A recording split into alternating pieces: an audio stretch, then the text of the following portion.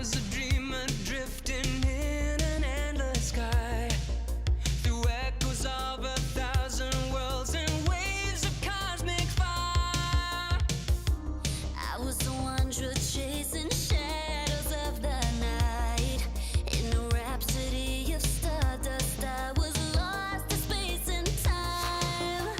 In your eyes, a galaxy on fire. Journey through the darkness, you might find your heart's desire. Roll the dice, the destiny unfolds. A symphony among the stars, a story yet untold. Out among the stars, that's where you'll find me. With starlight in your eyes, you set the world on fire. Out among the stars, that's where you'll find me. With starlight in your eyes, you set the world on fire. We could be star-crossed lovers, seekers of the heart, on a journey through the great unknown, forever searching in the dark. Gravity can't hold us down, our spirits soaring free. In a vapor trail, our dreams ignite an astral harmony. Oh, in your eyes, It's a galaxy on fire. Journey through the darkness, you might find your heart's desire. through time and space, your destiny unfolds. A symphony among the stars, a story yet untold.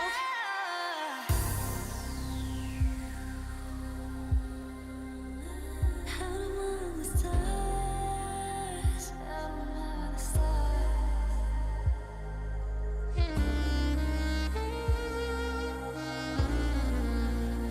Out among the stars,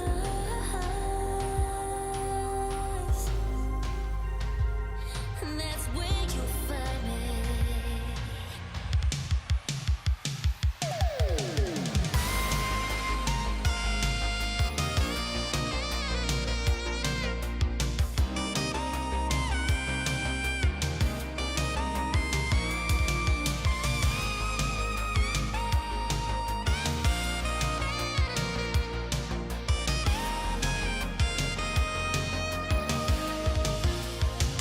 Out among the stars,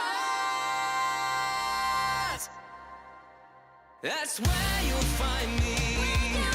With starlight in your eyes, you set the world on fire. Out among the stars, that's where you'll find me. With starlight in your eyes, you set the world on fire. Join me on this neon odyssey.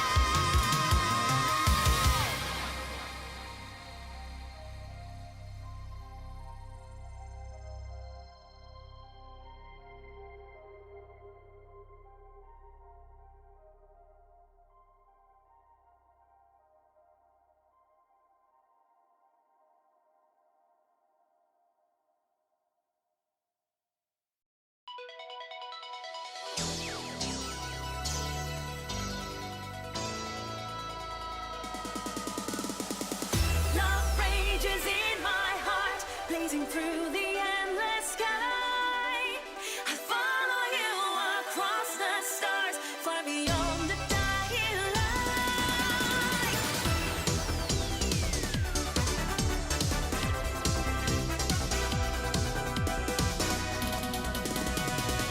In a flash of armored wings, our souls encased by steel, fighting on the edge of fate for a love no war could kill.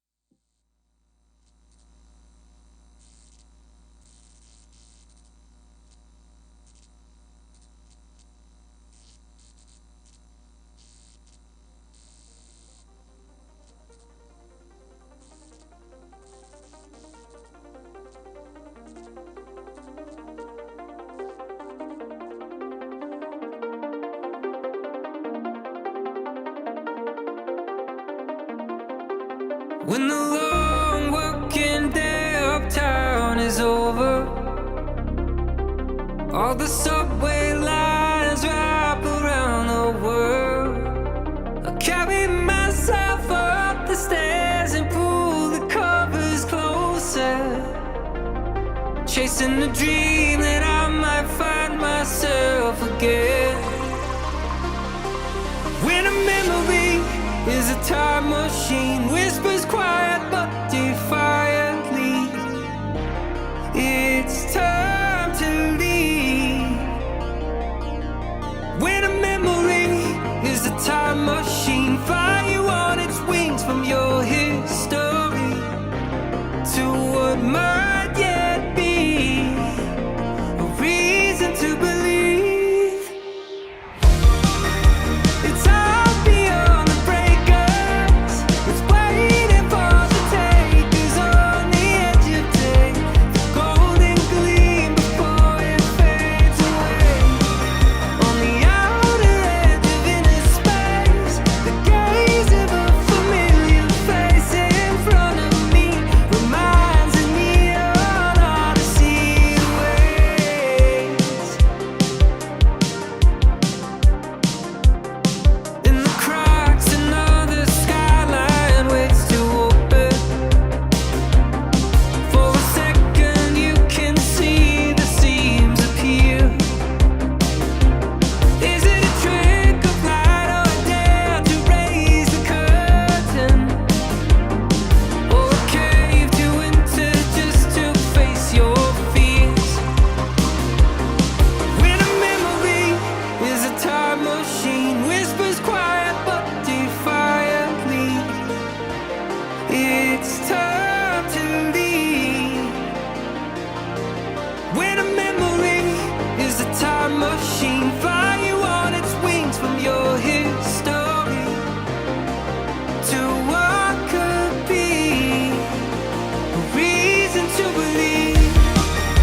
It's all beyond the breakers, it's waiting for the takers on the edge of day, the golden gleam before it fades.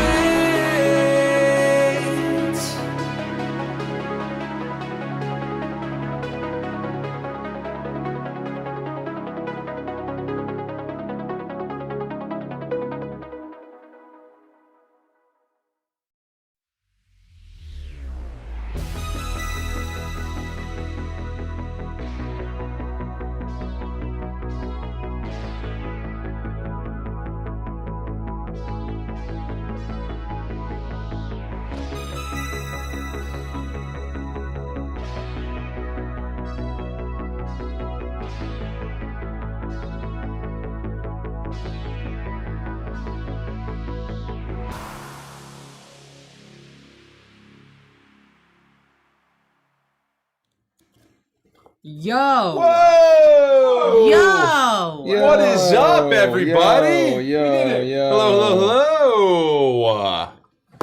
Hello. Welcome. Hello. It is a Wednesday night. We are here. We are hanging out tonight. Oh. You may Hanging out tonight. Whoa, what the hell? That was weird. Unbelievable. It's almost like you're twins. That was pretty spooky. My brain just potatoed. LOL to Penguin of Doom. Well, Rich and I are cringe millennial twins. So I don't know what to say Oh about man, it. that really was a twin thing. Wow, wee. Andy and Derek are out for the They're evening. dead and caught on They're fire. dead. They're dead and caught on fire. They're on a business trip. They're They on a fell business down trip. a giant hill. They're on a business trip. I think that we probably. I mean, we tease what they're doing. Yeah, let's just say. I mean, Patreon. I think has Patreon. seen They probably our have been patrons quipping. have They've probably seen- been quipping I think left, they've right, and quipped. center. I think they've quipped left, right, and center potentially. Exclamation point they- Patreon. Wait. If you're not a patron, join our Patreon now. You can see what they've been up to. They quipped the group? I think they quipped to the group, yeah. I'm gonna. Or they I'm quipped. gonna They quipped quit. themselves. They I'm definitely gonna quipped. quit. They definitely were out on the West Coast quipping themselves. But they got to do some pretty cool stuff actually for Patreon itself, not just for our Patreon, but for Patreon overall. They rolled not the world's largest. No. The world's Certainly not largest. the world's Legally, largest. we can't say that. But they rolled an extremely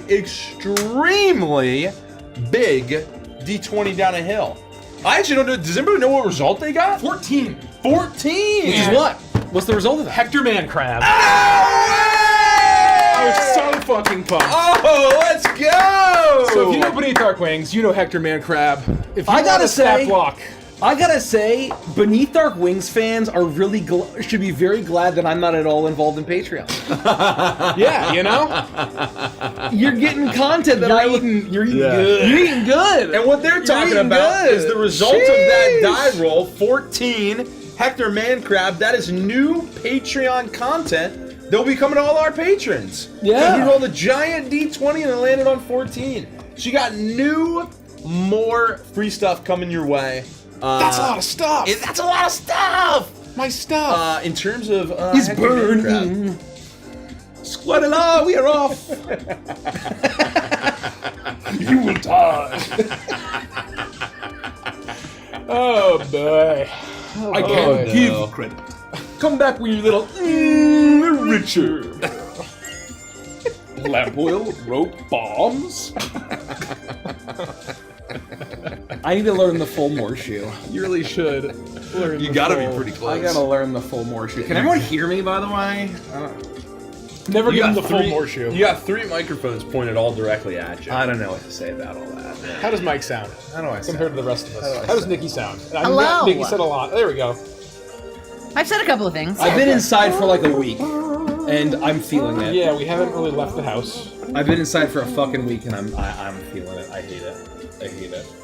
You haven't left the house in a week? Basically not. No. Jeepers creepers. Where'd you get those peepers? Is this? Can you zoom us in a little bit, Mike? We're a little zoomed out. How we doing? How we doing? One more smash. I'll zoom you in too, just so we match. Anyway, because Andy and Derek are not here, obviously Derek cannot run 13 beers at the local cheese. Obviously. We are not going to replace an Uprooted to make up for 13 beers. So that means that Uprooted is next week. Yep. 1 week from today. And then we'll be playing 13 beers and then Uprooted and back and forth again. You want to tune in. If you're not caught up on Uprooted, what are you doing? It's pretty wild. What are you doing? I don't even know what's happening. It's pretty crazy. Crazy shit is happening. Oh my god. I'm not even caught up It's on been Uprooted. out of control. Oh, you have no idea. It's been You so have no out of idea what control. happened, Nikki. No, I have no idea what happened. I hate to say it. Oh, I forgot you weren't there. I wasn't there. I was like, Ned's yes, dead, you baby. are. Ned's dead? Big Ned is dead. Big Ned. And Grumbly killed Big Ned. Oh my god. Grumbly Spoilers. killed Spoilers for Big the Ned? end of the last spoilers. uprooted- Spoilers. Oh uprooted my episode. god. Grumbly killed Big Ned. Oh, You know, man. honestly, it's for the best. I'm gonna be real with you. Ned had to die. Damn. Yeah, It should have no, happened in no. the first episode. I'm having a lot of fun with Uprooted. I gotta say, Me too. You've been tapping into something different. You've been tapping into something new and unexpected. Yeah, you is. Sheesh. Oh man. Oh gosh. So anyway, we're hanging out. We We figured we haven't really talked about Neon Odyssey broadly on stream since the campaign ended. Yeah, we've been giving you a bit of a break. So it's been over 2.5 months. I gotta call out Fayati's comment. I just watched Homestar Runner. It was like finding the Rosetta Stone for Mikey. Yeah, That's very basically. true. That's extremely That's true. very true. That's extremely true. Horn is no place for a mighty warrior. It is. It is. It is So not. we're talking about Neon Odyssey. We've I think if you're on Twitch, you can redeem channel points, That's I what I was believe. gonna say. think I set that up. If I didn't, mods let me know, but I think I set it up. So ask us questions. It can be about anything, but we'll probably prioritize Neon Odyssey or like related Neon Odyssey stuff because we like talking about it, and we haven't talked about it in almost 3 months. So fuck it. We're getting ready for the playtest. We're hard at work working with our wonderful graphic design team. We live it every day, all day. Yeah. right? And so why we're not live living it at Neon night, Odyssey too? all day, every day, basically. That's how this goes. We had a little bit of a pivot from Neon Odyssey today on a call that I can't talk about. Oh, we did? Ooh. It was pretty fun. So anyway, what's the playtest, Mike, if you don't know what that is? I kind of want to talk about what we talked about with Alex on our call today. As a fun little tease. Should we tease it for the people that are here? Yeah. So who here is a fan for Waltz for Eternity? Who here's a fan for Waltz? Let's get some F's in chat. Let's get some. I am. Let's get some I'm a F's in fan. chat. Let's get an for- 07. No, for no 07 reason. for Palm Squadron. Oh yeah, some 07s for Palm Let's Let's get some Squadron. 07s in the chat. So. I was more thinking Oak and Ash, but Oh yeah, Oak and fair, Ash. fair. Give me get some F's for Oak and Ash. Get Oak some- and Ash got the Oak and- thorn, you know what I'm saying? Oak and Ash. Let's get some Holy. F's. But basically, so obviously the Cavalon Empire is going to be getting content. We're going to be getting right up. And so one of the pieces that we're getting, pieces. one of the art pieces that we're getting done is effectively the court of the Empress and the Great Houses. And so we've been working with Alex to not just finalize the heraldry of all of the great houses that sponsored Elm Squadron, but all 12 of the great houses who sponsored all of the Rook pilots All in the Operation Rooks. Waltz, and the Empress's family crest. So 13 heraldries. heraldries that we're working on right 13 now. banners. The great Alex Chen, lead artist of Evantris, and He's amazing, folks. so that should be pretty cool. That should be pretty cool. So that's what we were on. That was one of our meetings today. Now we pivoted to something fun that I can't talk about, but Damn, that's cool. great conversations all around. Richie and I were on a call late with Dan last night, getting ready, just making final tweaks. You know, it's kind of crazy of like when you have over 300 pages worth of content, you don't realize how Why much. don't we talk that up a little bit? Oh, Why don't we talk that up a little bit? so if you're not aware, if you want to play Neon Odyssey, I believe you're going to have everything that you need to start a Neon Odyssey campaign, a full Neon Odyssey campaign, on August 28th, coming up in 9 days. When we A release week from Friday. a week from Friday, I believe that when we release our first playtest, you're going to have everything that you need to begin your own Neon Odyssey campaign. And 300 pages of content. is that what Yelka said last time? 3 months after the campaign ends? That's got to be some kind of record. How many species are they getting? What was that? How many species Oh. are they getting? 42 species. 42 species? 42 species. That's too many species. How many classes, Mike? How many classes are They're they getting? getting 12 class skins of Oh! all D&D 5.5e classes, and How many the brand subclasses? new machinist class for 13 full classes of Neon Odyssey, Hell yeah. and then 52 Yeah! fucking subclasses. 52. 52 fucking subclasses. That's unbelievable. That's too many subclasses. in That fact. is far too so many subclasses. many. That is so many. 50 subclasses. You're getting 55 monsters across 55 monsters, 2 of 55 them. I subclasses, believe 55 it is 55 8 species. familiars, 8 8 companion monsters, and 47 GM monsters. Granted, you can fight the companion monsters too, Yeah. but anything that is intended to be a companion that is being summoned We'll or make it clear. conjured or interfacing with the classes, we felt needed to be in the Outrunners handbook, and so we're making sure that all of those monsters are in that. So you're going to be able to get, we are, just like we did with the Crooked Moon, we have, they're not familiars, but they're companion type creatures. And we have, what do we have in the playtest? We have the Starry Guide, the Agathos one. We have the Chatterling, which is our generic discordant one, our fiend. I believe do we have the Pixpal? We do the Pixpal. We do have the Pixpal. Which is the Arcadian Fae companion. We have the Omnibot, which is the robot construct. I originally called it an Astrotech, and the tagline, it's like all monsters have a tagline. The original tagline that I had was a good friend. And I had to change it. My artistry and my genius, my creative genius is stifled. A good Where it couldn't be a good It friend. was a good friend. Dan was correct in flagging it. No, that was important. It That was was, important. it was a flag. good friend. It was a good friend. It was a good friend. We also have the Mind Clinger, which is the void, Little void the buddy. abyssal void companion. Yeah. How many is that? We have Chatterling, Pixpal, Starry Guide, Astrotech, Mind Clinger. That's 5. There's 3 more. Spy Drone. That's kind of Spy Drone. It's not as intended to be as familiar-y, but I believe the Spy Drone, Yep. the Spybot Yep. is one of them. I don't know. We also have 6 ground vehicles for you to interact Oh with. yeah, we have vehicle rules, 6 ground vehicles. We have ether exposure rules. We have grid spiking rules, aka hacking. How do they get access to the playtest, man? I believe all languages. All languages. You're getting all languages. We were planning on that shit. You're getting every single language. Yeah, we You're named them all. We getting named how them many all. origin feats? 18? 14? 14 or 18? 12? 14? No, more than 12. Let me look. 14 or 18. Let me look. Yelka has a hand. Homeworld origin feats. Homeworld. They're all homeworld origin feats. Let me take a look. I believe from yeah. Yelka.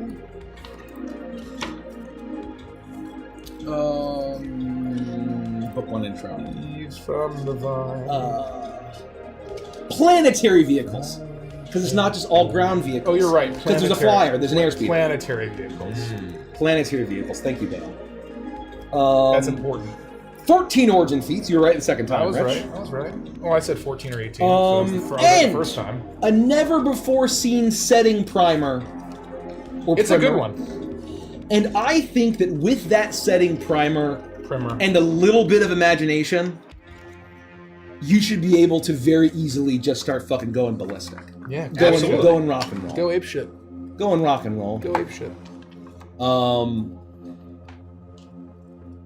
And I think that what'll be interesting is what we'd like your, I guess we technically say don't give us your feedback on this. But I think that in the Discord, if folks are like, oh man, for a mini setting guide, I would really like X, I would really like Y, I would really like Z, that'll help us as we adapt that setting primer into the Outrunners Handbook mini setting guide. Mike, how do they get access to the playtest? You must be a Kickstarter backer, you must be Or a pre-order customer, which is what Nikki said that they're called. I used to call them pre-orderers. Well, you can say pre-order backer. They're You can do that. pre-orderers! I think it's called They're not backer backers, kit. they're not backers. It's called backer Because it's kit. backer kit. But they're pre-order customers. Pre-order customers. customers is You what can I be a call them. Kickstarter backer Okay. or a pre-order Customer. costumer. That makes sense. I'm gonna costume. I'm going to costume. You can go to !! Uh-oh. Neon, or just go to neonrpg.com and you can GY is pre-order it on right now. And basically, if you get anything that gives you access to the books, you will get access to the relevant playtest. So for instance, if you buy the PDF for the Outrunners Handbook, you'll get the Outrunners Handbook playtest. If you buy the PDF to the Cosmic Codex, you'll get the Cosmic Codex playtest. If you get the PDF to the whole trilogy, you'll get all 3 playtests. Vest Valkyrie, it's a great question. I'm going to snipe right now. Yeah, snipe. Asking for anyone who may have missed the Kickstarters, will those who pre-order on Backer Kit get the extra adventures with the Rhapsody crew and the Starlight Brigade? You will get them if you pay for them. Yep. Or if you get any of the value boxes. The bundles, I believe, give you The bundles give you all of them, digitally or physically dependent. Or not, there's no physical. We'll give you them all. I believe all of the relevant bundles, I believe, because I don't think we've got all mini bundle or anything, right? We don't have any of that shit. No, we don't. No.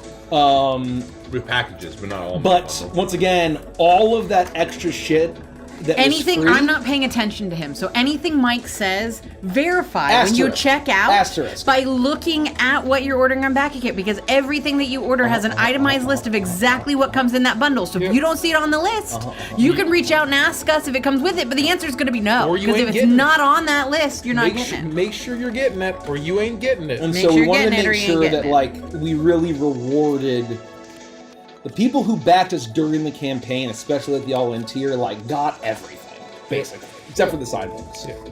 They got everything. Well, the sign books are more a treat. They're a treat. Yeah. I've come to make an announcement. GY is running low. GY is running low. Oh. That sounds like a personal problem. Let me take a look here. I think I can pull up the GY is questions. The running questions. low. Let me just Leaves quickly. are falling, Let me quickly. falling. Give us your Bezos bucks. Oh Your yeah, Prime you subscription. can give us a free sub if you have Amazon Prime. Or can you give me a code? Oh god. Thank you. Oh god. They should let us use a VoIP. A VoIP. A VoIP. Simply avoid. Oh, and if you haven't seen today, 695-486. if you haven't seen today, our wonderful, wait, was it 695? 486.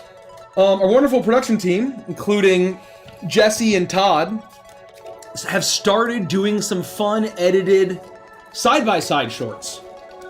I didn't expect the extra editing, and I love it. And I love it. And it's I one of love those it. things where people were commenting like, oh, I'm glad there's extra editing so I can tell them apart from your channel and all of the channels that publish the side-by-sides. And I literally responded from the event to the account and said, well, it's our content, so, period. That's really That's good. ours! It is our content. It is our property. You sure showed that. Oh, well, I need to make sure that all the people taking their content, we make sure that it's clear that it's not that I'm being fair to them. That's so Wild. funny. People are fucking wild in the world. Oh, golly. People are wild. You be in the- wildin', man. People are wilding in the world. Thank the gods. Thank the gods. Nikki, Lava War Can says, I finished my pledge over time and haven't got my Backer Kit email. Is it to be expected? No. If you haven't gotten your Backakit email, send a message to help@adventures.com and we'll look into it for you. If you have an Apple device and you use the Although- Apple bullshit email, you wouldn't get Although, anything. to be fair, What the hell it going did just finish. The grace period for paying for the final pay in 3 just finished. So it might take a couple more days, to be honest. I would say if you haven't gotten it by Wednesday next week, then there's a problem. Or like Oh. the end of August. Is that fair to say? Yeah, but I would like for people to be able to make sure that they can fill out their survey before the the, playtest. playtest. So I think if you haven't gotten it by like Tuesday, Wednesday of next week, reach out to help@adventures.com. Otherwise, yeah, I mean they're going through. You know, Backer Kit's got a lot on their plate right now.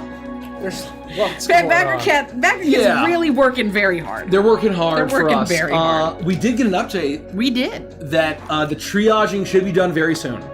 So our logistics director Logan and the Backer Kit team have been working hard to try to fix the Backer Kit issues.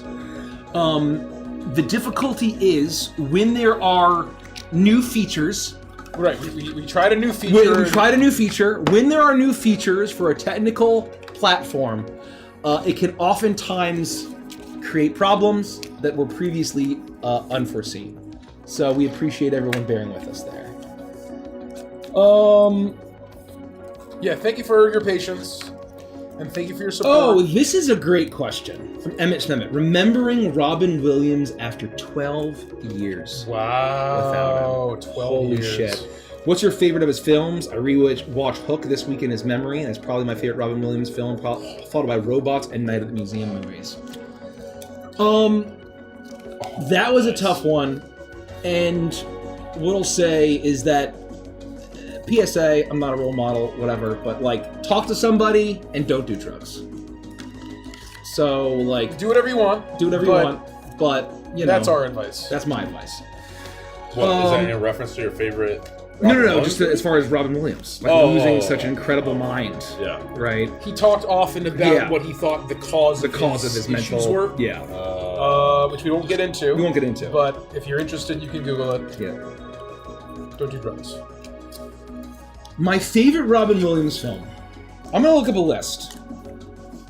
I have two that come to mind, like, immediately. Oh, wait. I have to say, it's very cliche, but I think the most impactful for me were both Jumanji and Aladdin. Were the two that were the most impactful for me. Those are good answers. And I gotta say, Goodwill Hunting is classic.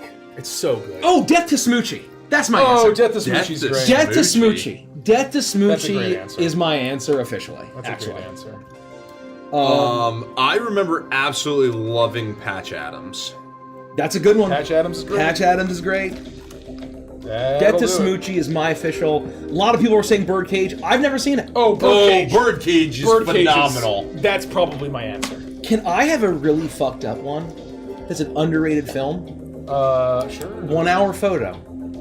Oh. He is excellent and terrifying. That's like a thriller, like a murder thriller, It's right? it's not a he's Like not a a murder murder. mystery. It's like he's like a stalker.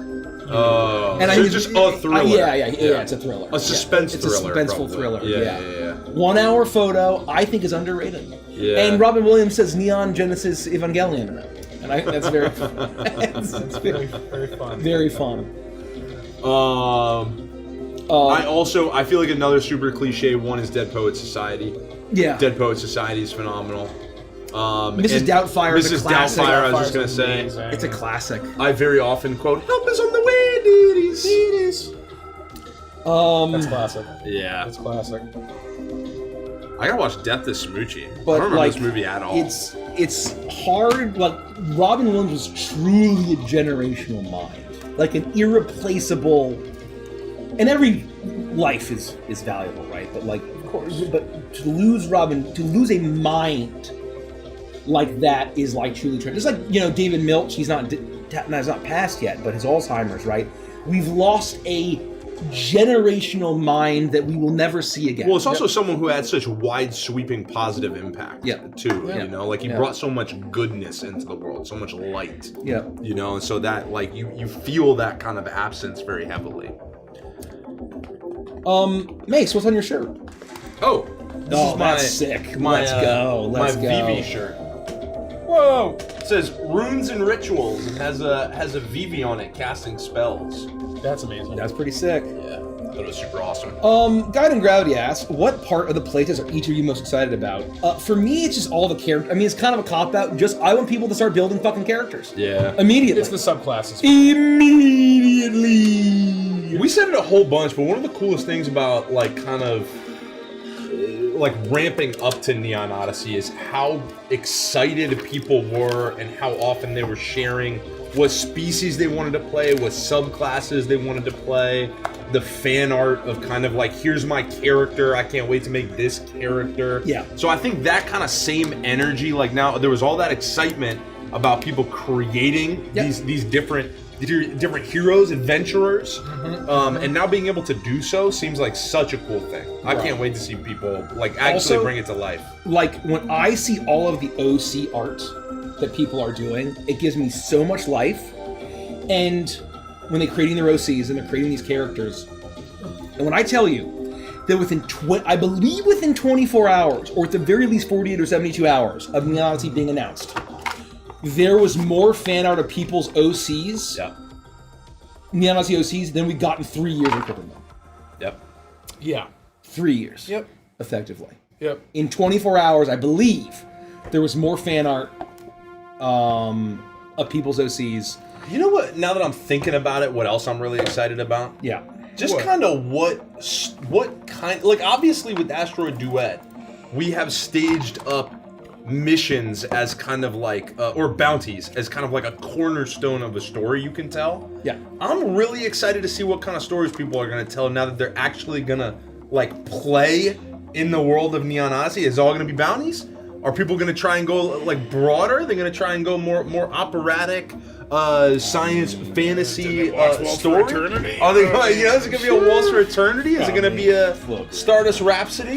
You know, it's kind of like love raises in my heart. I'm really excited to see kind of what people are gonna. I don't know what else to start say running about with, that. you know, and like how if they choose to, or how they kind of work the complications in and that kind of stuff. I think I'm really excited to see what people do. That's a great answer. Yeah. That's a great answer. Hi, And Jinx. the Machinist, brand new class. I'm excited for that. I'm really excited to test it. I'm very proud of where it landed. Dan did an amazing job. Dan was cooking. But ooh, there's my beer. Dan was cooking, man.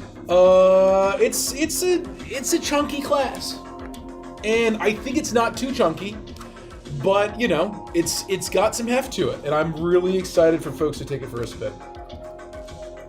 Love it. Hydring says, have you revealed all 12 gods yet? Yes, check the Discord, and also the setting primer will have a little overview of all 12 gods of Agathos, as well as a little overview of all the different triads. Effectively, the intention of the setting primer is that if you read it, you should be able to read every single class and subclass, understand their power source, and be able to make an informed character decision based on all of the setting specific. You know what I'm excited about? What? What's that, Mike? I'm extremely proud of the Archmage Gridway. Oh, That is one of my favorite subclasses that we've designed. I love that, man. And it is cool. It's a good one. I can't wait to read through cool. it once it gets out there. I can't wait to read through all the I'm just different. saying, you're gonna have mage points, also known as MP. Yeah, you have mage You points. have mage That's points. amazing. You have mage points. You have That's MP. amazing. You have MP to spend, Oh folks. my god, MP is so funny. Holy. You got mage points. What else can be said about it? I'm very. Speaking of Mace's shirt, the Archmage is a Speaking of MP. subclass I'm very much looking forward to.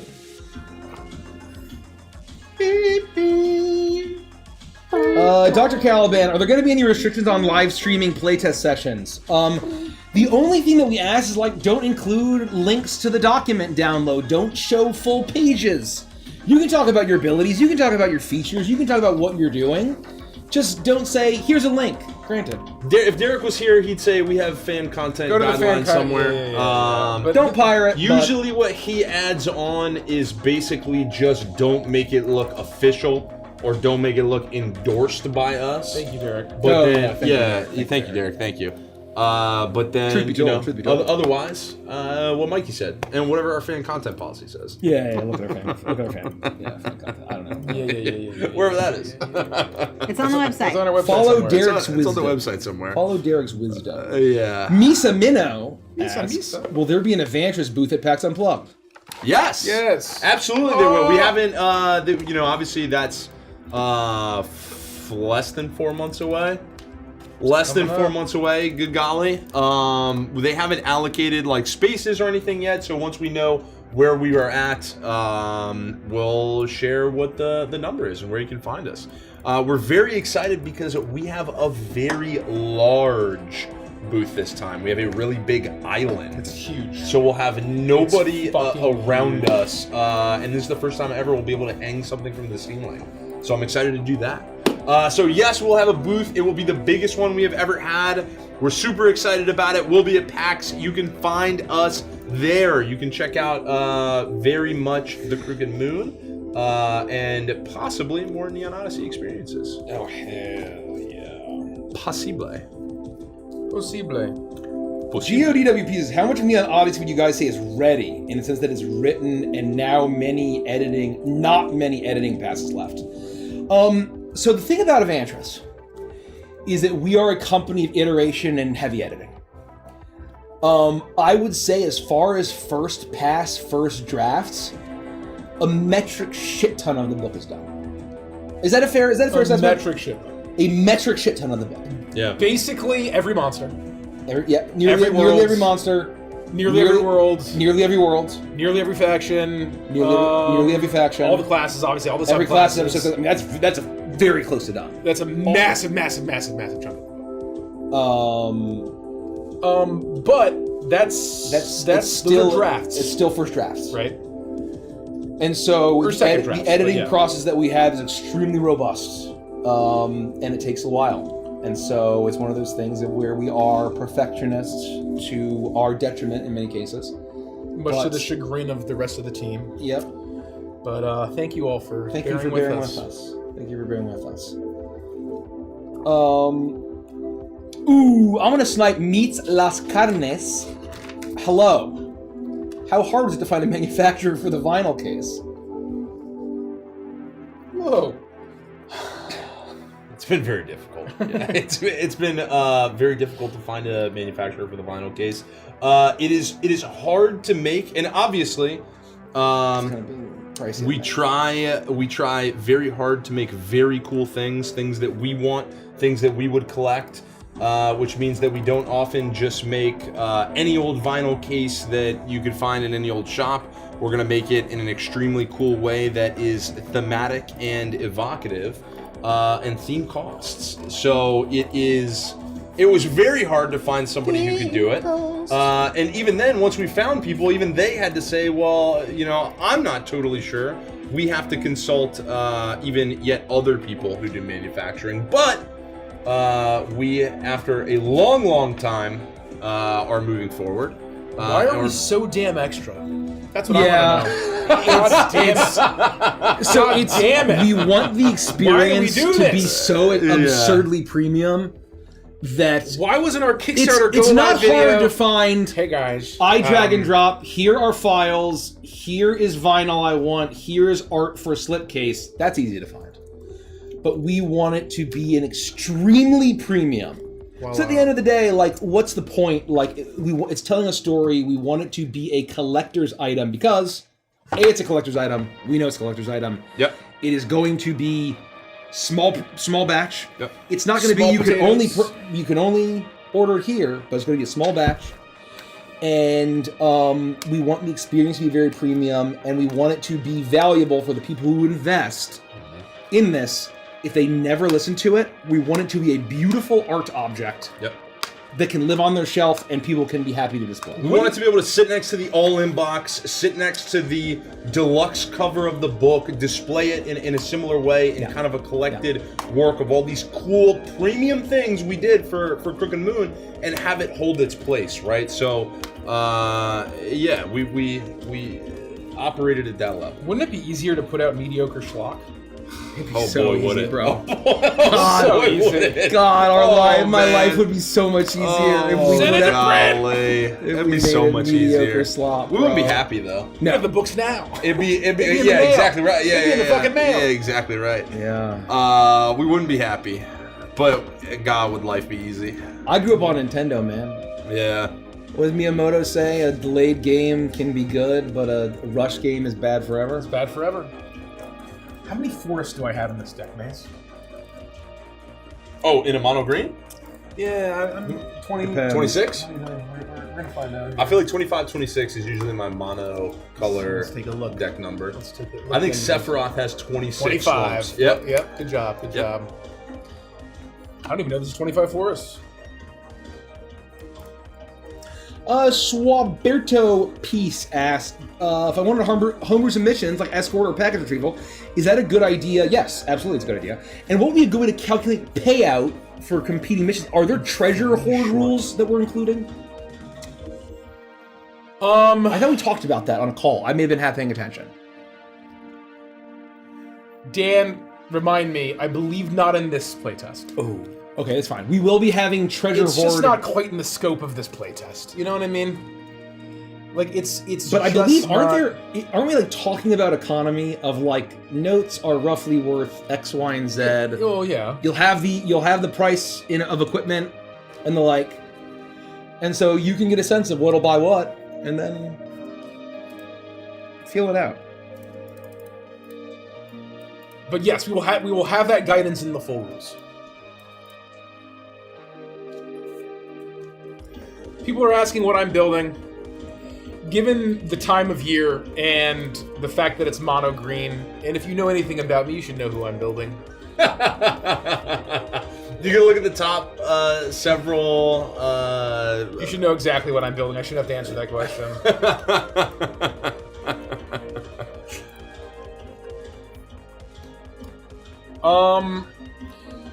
Coila Crew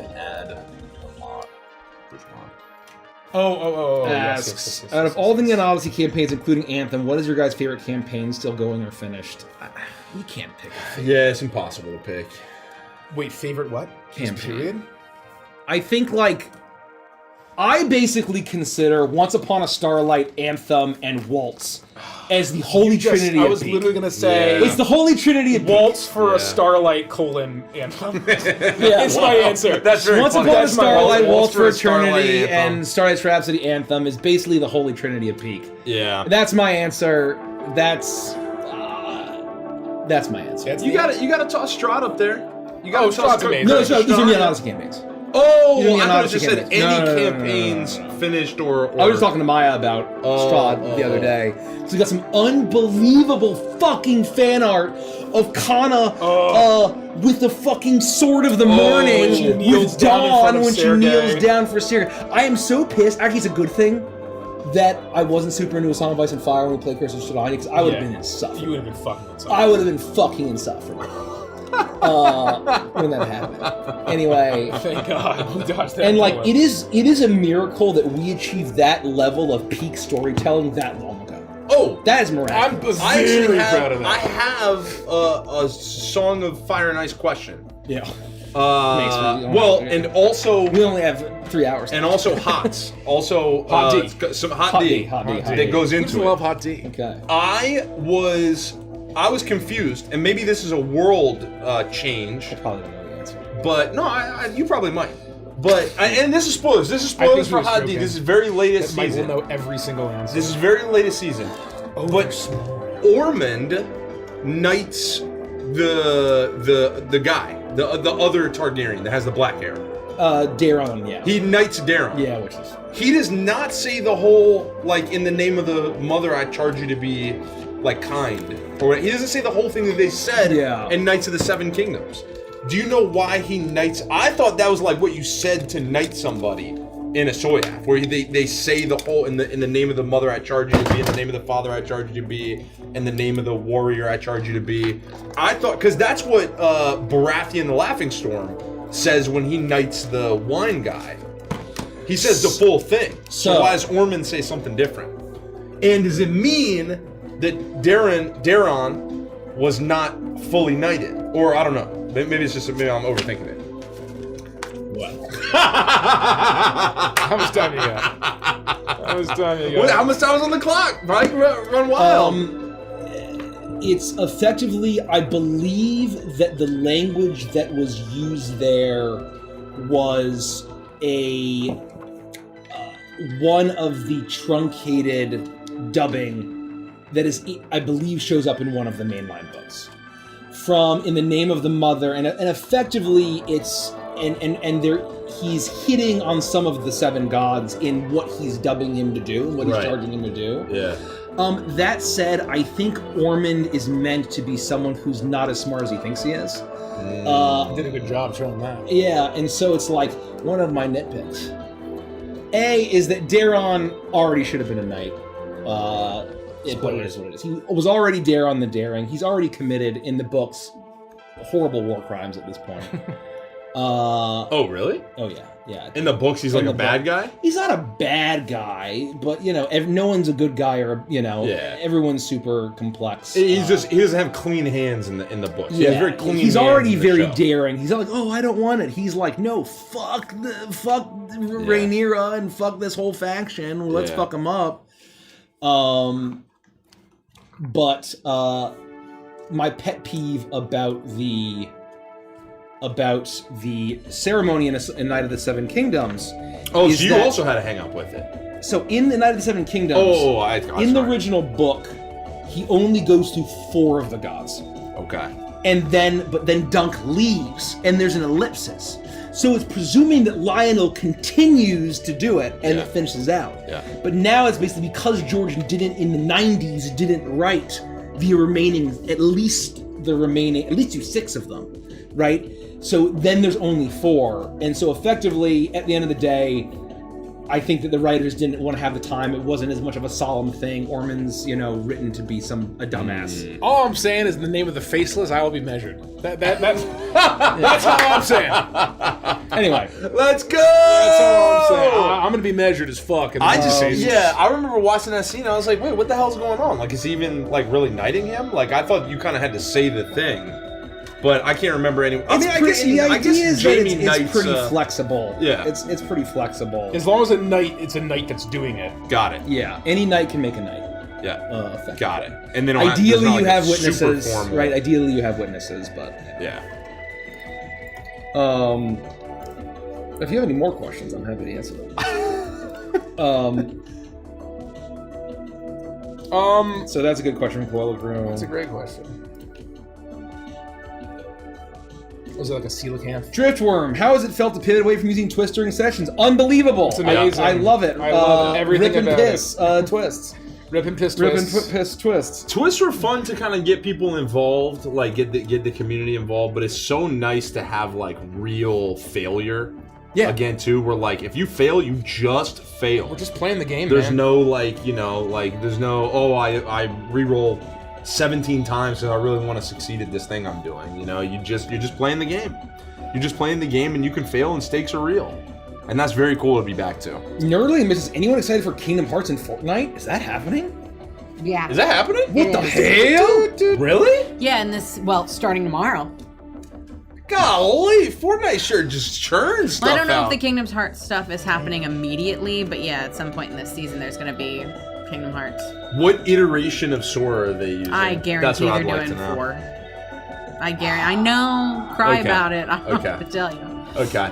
Kingdom Hearts 4 Sora design is really sad. It's really sad because you could walk into a Target and buy his entire outfit right now. It's great for cosplayers. And it kills me. It's very tragic. It kills me. It's very tragic. Somebody sent me, Chris, who might be in chat, Chris sent me a photo of all of Sora's Keep talking about that. costumes. I'm gonna grab some stuff. Listen, I'll go on all night. Send me a photo, Chris, thank you, of all of Sora's costumes from 1 to 2 to 3 to 4. And 4, I forget what he called it, like it's the Bashonification of it or something like that, but it is crazy when you look at them all right next to each other. Even how, because they had always been kind of moving from 2 to 3, they'd always been trying to kind of like edge him up a little bit. So even in 2, he goes from, in the first one, his outfit is very like blue and red, and he's got giant like yellow shoes. He's very cartoonish. Yeah. He's got literal clown shoes. Very cartoonish to look clown at. shoes. He has giant yellow clown shoes in Kingdom Hearts 1, Kingdom Hearts 2, and Kingdom Hearts 3. Kingdom Hearts 4 is the very first time where he's depicted in basically just sneakers. Like normal, they're still yellow, but normal yellow sneakers. He's got normal pants. He's wearing like capri cargo pants, and he's wearing just a black jacket. Yeah, just go buy a Target, bro. There's nothing like There's no pop. There's no kind of like wacky characterness to it. I think not shots at Nier Automata or Final Fantasy 15 or whatever, but I think he just looks like an extremely generic character that you could plop down in the regalia in Final Fantasy 15. He wouldn't look out of place at all. You could throw him into Nier Automata. He wouldn't look out of place at all. He doesn't look like Sora to me anymore. He looks like a completely generic, like new present day JRPG, like nameless protagonist. It's like what happened? Where's the cartoonishness of it? Where's the like ludicrous amount of Even belts? his hair looks different. His hair is not spiky It's anymore. not spiky anymore. His hair It's has like it's almost like feathered. Yep. Like it has a little It bit should of be like, hard to cosplay Sora. It should be hard to cosplay easy. Sora. It should be easy. It has like a feathering. They took his whimsy. They absolutely took his whimsy. Stole his whimsy. It has like kind of a feathering to it, where it still has what you can see is clearly like, oh, this was what once was a spikiness, but it's all kind of just like pushed back. It's all going in the same direction. It's falling much more like normal hair would, whereas Sora normally has the really bombastic, really spiky hair, and he has almost like pool water blue eyes. He has extremely like ocean blue eyes, and he's got like I don't know that he has like, I think maybe he has like gray eyes in the new art. He has very like dark eyes. The spiky hair is gone. All the color out of his outfit is gone. He's wearing normal clothes and has absolutely sent me over an edge. So my theory, my hope, this is cope, but my desperate, I'm hardcore coping. But if you watch the trailer, in the trailer for Kingdom Hearts 4, there are several scenes where you're playing just as King Mickey and you're playing as just Donald and Goofy. And King Mickey at one point has a line where he's looking through a book. Did someone say the door to darkness, fellas? I think I have found the secret to saving Sora. So my desperate hope is that you're gonna play through like 30 minutes of Sora in literal Shibuya, and then he's gonna say, Is he in Shibuya? He's not in Times Square? I thought he I went think to like he's in Shibuya. Japan. I thought he like went into Japan, but the Shibuya part is so I can make a JJK reference. Oh, got it. So. My hope is that you play through like 30 minutes of him in like the Heartless Task Force, where they hunt down large monsters, and then Sora says, "Is that King Mickey's presence? What the hell is going on in Shibuya?" And then that's the JJK reference. Oh. And then King Mickey opens a giant keyhole in the air and rips him back into the Kingdom Hearts universe, and we never worry about present day life again. Undo. And we go to Coco's world. We go to Coco's world beyond the living, and we have fun adventures with Goofy and Donald, and all of the Final Fantasy characters show up, and Winnie the Pooh comes back. And, Final Fantasy character never come back. And all of the Final Fantasy characters need to come back. Sephiroth's got to be the secret boss. Cloud has to show up with his wrapped Buster Sword and a giant wing, and it's just. That's my hope. That's my hope. I know that what's going to happen is the entire game is going to be Sora in the real world With a bunch of shitty OCs. with a bunch of shitty OCs. That Nomu's are, got way too much of an axe to grind. It, Final like, Fantasy. I mean, I know that 90% of the gameplay is going to be in the real world, and then you're going to play one level as Donald and Goofy, you're going to play one level as King Mickey, and then King Mickey's going to pull him back into the Kingdom Hearts world in the very end. And then they'll say, look out for Kingdom Hearts 5, coming in 10 years. Sorry, man. Anyway, that's my take on his new outfit. It'll be Not fun much in to say. Fortnite, though. Not much Yeah. to say.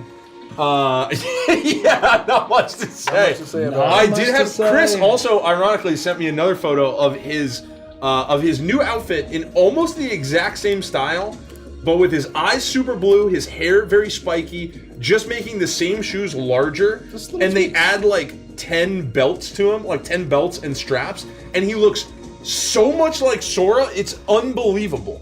You could basically keep the exact same outfit, add 27 belts, giant yellow shoes, and bring the spikiness of his hair back, and he would look way more like a real video game character. It's like, man, it's kind of like it's a monkey paw situation. Oh wait, Disney's finally acknowledging that Kingdom Hearts exists, but at what cost? It's kind of how it feels to me. Yeah. Could Halo, Chick Philly says, could Halo 3 ODST campaign happen in Neon Odyssey? I love the atmosphere of ODST. Yes! Yep. I think absolutely. We got a whole subclass for that. We got a whole subclass for that, for sure. The real Junior Drip 25 asks, this is an interesting question. Feel free to answer or not. I'm thinking about asking a girl out, you guys. Got any tips? My tip is, learn to accept rejection, because it happens a lot. Oh my god. It happens a lot, and I think that basically, until you become okay or more at peace with rejection, it is always going to be scary. It's always going to be very painful, and I think just learning, doing whatever you can to accept rejection, is in anything, not just in asking someone out, a person out, or in any kind of thing, is being at peace with rejection. Is I think a really good way to live, and so that is my advice. There's a lot of rejection in the world, and it will keep your health, keep your peace. Anybody got any forests? Yes, Oh, Nikki, you have all your cards there. I do. I would love an Earth Crystal if you got one. This is an I just interesting need to one. know what it is. Final Fantasy. Final Fantasy. Alchemex Artifact, Gaming. enchantment. Oh, creature. legendary artifact. Rich, I think that I need to remind you. Mace doesn't leave home without a crystal of some kind. You damn right. Damn right. I need to remind you. I have the Earth Crystal in this deck. From Final Fantasy, apparently. Yeah. hell yeah. What is I don't it know called? what the Earth Crystal. The Earth Crystal. I think it's from Final Fantasy 11 or 14. I Alchemist think the Gaming. crystals are Rich, from slow your roll on your answer to the question. Coming off of getting my GED and doing some college prep, I want to get y'all's opinion on something. I'm currently in development of a board game and wanting to lean into it as a job. Since y'all are your own publishing company, I wanted to see y'all's thoughts on the best degree to go for to help me do this. Love y'all and keep up the amazing work. I have the water crystal, but not the earth crystal. That's fine. I won't answer this question. I think you can answer it. Just take it easy. What I would say is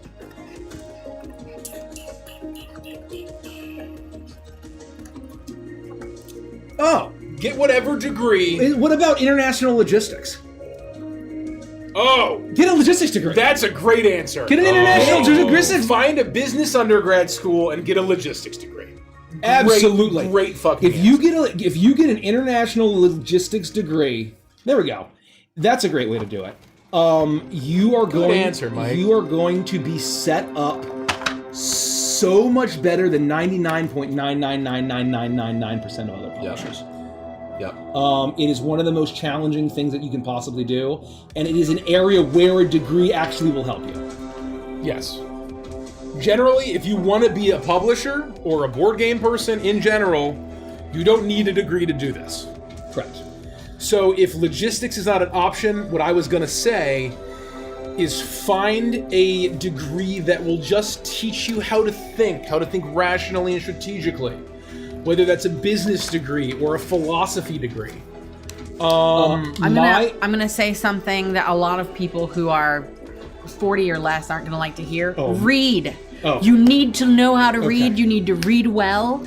You need to have reading comprehension skills. You cannot publish things if you don't have reading comprehension. It's very important. That's read. a great answer. Read. Read. And I think additionally, You don't have the Earth Crystal. I don't. I have the water crystal. English degree Can you helps. pass this to Rich? Rich, this What is my I'll say, request. I believe that there are marketing degrees. One's wool, the other one's the I other can't one. fathom a world where a marketing these already on degree that would be list? valuable. Huh? As a these marketer, already on maybe this I'm list? wrong. But an English degree will teach you or a literature Hold on. degree will teach you the principles of storytelling. And marketing is simply storytelling.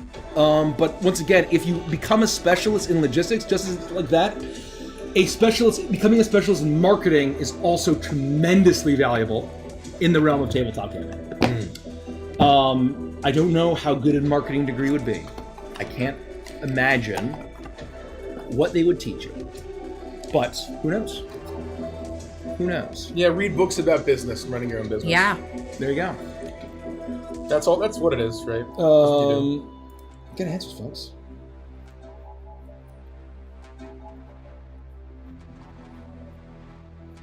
Nick Uncut says, how often do you find music influencing your writing and GMing? Immeasurably. Music is tremendously impactful in everything that I do in my storytelling. And GMing and playing and writing, and I'm always thinking about music. And Ain't it funny how the night moves? anybody else have anything? Probably similar. I think for the other- answer is just yes. Yeah. We're extremely musically motivated and minded, as most folks know. We love music. We love music. Lychee Pop. Do the Gods of Agathos have canonical designs that will be shown in the books? Or are they going to be left up to interpretation / the imagination? The latter. We do not have the space in the book. Not in the space or the budget. We don't have the space in the budget this time. Yep. I would love to eventually publish an Agathos Splat book where we could have all cool designs and all that shit of all the gods. That would be amazing. But unfortunately, the setting is so massive, and the investment it would take in order to showcase 12 whole fucking Olympian-style gods is immense, and so we just cannot. We cannot. We're basically kind of giving you, we're giving you a whole galaxy here.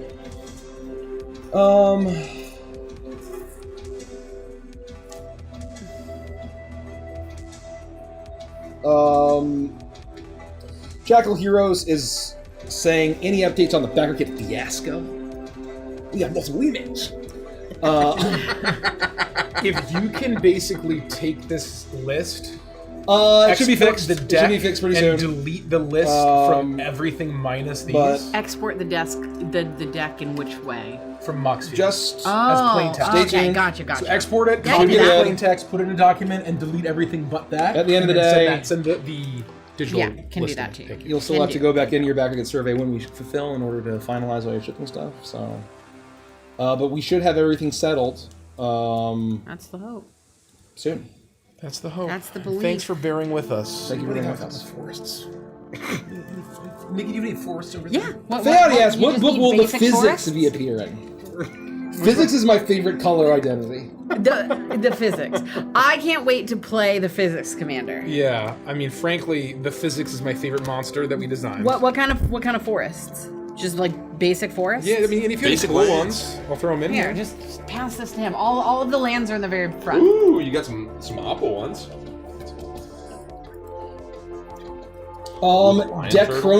Decrozna Arcana. Here's a question. At what point will the mech rules and details come out for future playtests? I ask because I've got some people interested in how that will work. Also wondering if it would be perfectly fine to slightly modify the mech movement rules to utilize movement rules and map hex style of battle. Thank you, Nikki. You're welcome. What I'll say is that the mech... there's no mechs in this... Oh, well, we do have a ground mech. Ooh, I But you're can probably have a talking about starship mechs. Planetary mech. Yeah. It's a planetary mech. It's about the Planetary same. mech. It's going to be in this playtest, but I'm presuming you mean starship mech. And that will not be coming. As far as when it'll be playtesting, I'm not entirely sure. What I will say is, if it's not included in, if it is not included in this playtest, I can do nothing to help you about planning your campaign for content you hope to be available in future playtests. Yes, we won't be giving you early sneak peeks for campaign purposes. Yep. What you have is what you have. I like that. Satisfaction brought me back. Is there anything specific you're interested in seeing playtest results for? Oh, I mean, God, what am I not? I mean, everything. What am I not interested in seeing? Jesus. What I'm very curious about is, like, it's so funny seeing what people think about the Crooked Moon. In the same breath, there are people who say the Crooked Moon is all overpowered, horrible slop, and there's also people who say the Crooked Moon is effectively underpowered the player options. I say if you are still a diehard 5e/2014, things are going to seem powerful, but in Crooked Moon. Now, if you're still playing 5e or 2014, we don't care about what you think about Neon Odyssey, because it's not for you, or it's not designed for that. That said, I'm interested to see what the general consensus will be about the I'm very interested in the subclasses, I think. Seeing what people think about the flavor, the vibe, and I also think what people will think of the class skins. What hits the theme? What makes you feel very much like you were playing that exact class? And I think that is something that'll be very interesting to see.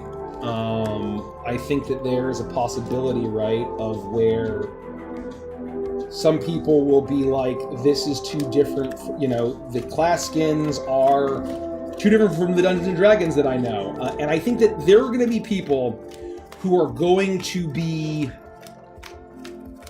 I'm very interested from the setting perspective even, of how people are going to grok and being able to compartmentalize in their head the differences between D&D. Because, even when we say, hey, Agathos is roughly analogous to the Upper Planes, Arcadia is roughly analogous to the Feywild, because where the Fey come from, the Cacophony is roughly analogous to the Lower Planes, people suddenly go and say, oh, then if it's the Feywild, then the Grand Fey Courts, where are they going to be? And then they start making all these determinations. The sci-fi art. I can't wait to see the Feydark. Is there going to be the Feydark? And that's not this area is just a skin for what I understand they're already. Thinking about that, and I think that are people going to be able to separate it and kind of be able to grok Neon Odyssey as a distinct setting, rather disconnected from the not forgotten realms cosmos, the D&D cosmos. Yeah, I'm very curious to see about that. I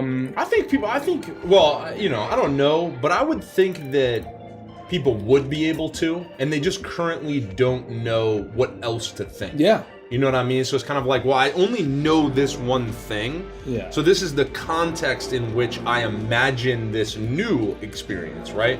But once given to them, I think they'll see kind of like what the differences are and how to experience it, and it's its own environment. Yeah, I'm very curious to see how people handle that. And I think it'll be very interesting to see what people in the Crooked Moon playtest process, right? It was kind of a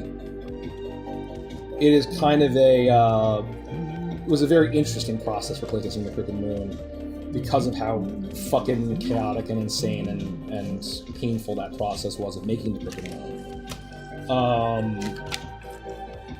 But what I will say is I'm wondering if there are certain people who were actively campaigning to be I disagree with the theme you're going for the subclass. If I get enough people on my side, they'll change it. I wonder if there'll be anybody who tries to do that for Neon Odyssey. That's not how we run our business. It will not be effective. Sign my petition to change the chem laws. And I'm going to be a lot more direct this time around, I think, and clear about the efficacy of that. I think this time around is what I will say. So we shall see. But honestly, see. I'm excited to see the results of all of it.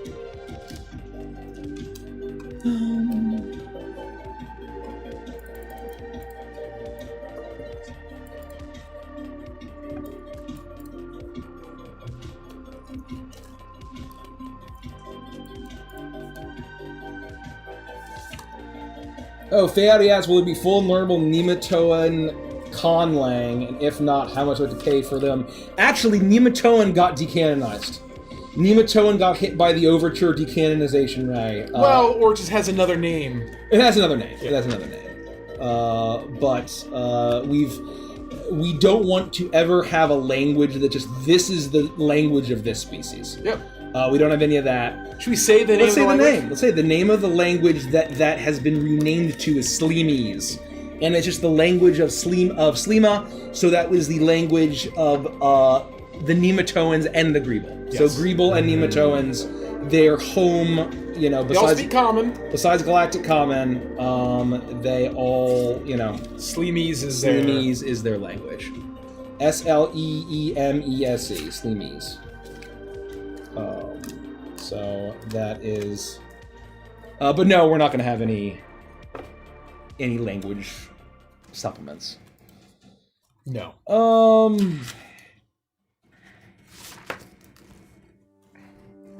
Driftwormers, the Mind Cleaner companions share any similarities to the TCM Devil's Glove familiar. I can't imagine that it would. I can tell you a single thing about the Devil's Glove. If I had a gun to my head, I couldn't tell you a single thing. Probably not. I think they probably seem wildly, unless that, I don't know. I don't even know. Does the Devil's Glove like do any kind of head crab stuff? Maybe it does. I don't know. If anything, it would be the nameless thing. Maybe. Right? Maybe. I don't know. Yeah. I think Mike and I have blocked out the Crooked Moon from our brains. There's a lot of that. I'm healing slowly. I'm healing very slowly. Link is non-binary. What format will the playtest be in? A link to a site, files, or download. You'll be able to go to your digital download section of your backer kit survey, and there will be 3 different documents if you got the whole trilogy, if you got all the books. There'll be a separate playtest document for each of the 3 books. And so in order to get all of it, you'll have to download 3 different PDFs, and that is how you'll download it.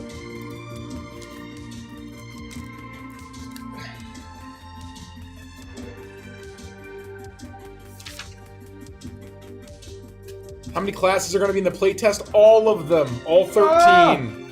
That includes a brand new machinist class. Tracy at 04 asks, I was wondering if since we're getting the Rhapsody cruisers and minis, will we also be getting the ships for the Starlight Brigade? No, there'll be no physical product relating to the Starlight Brigade. It's just a digital adventure.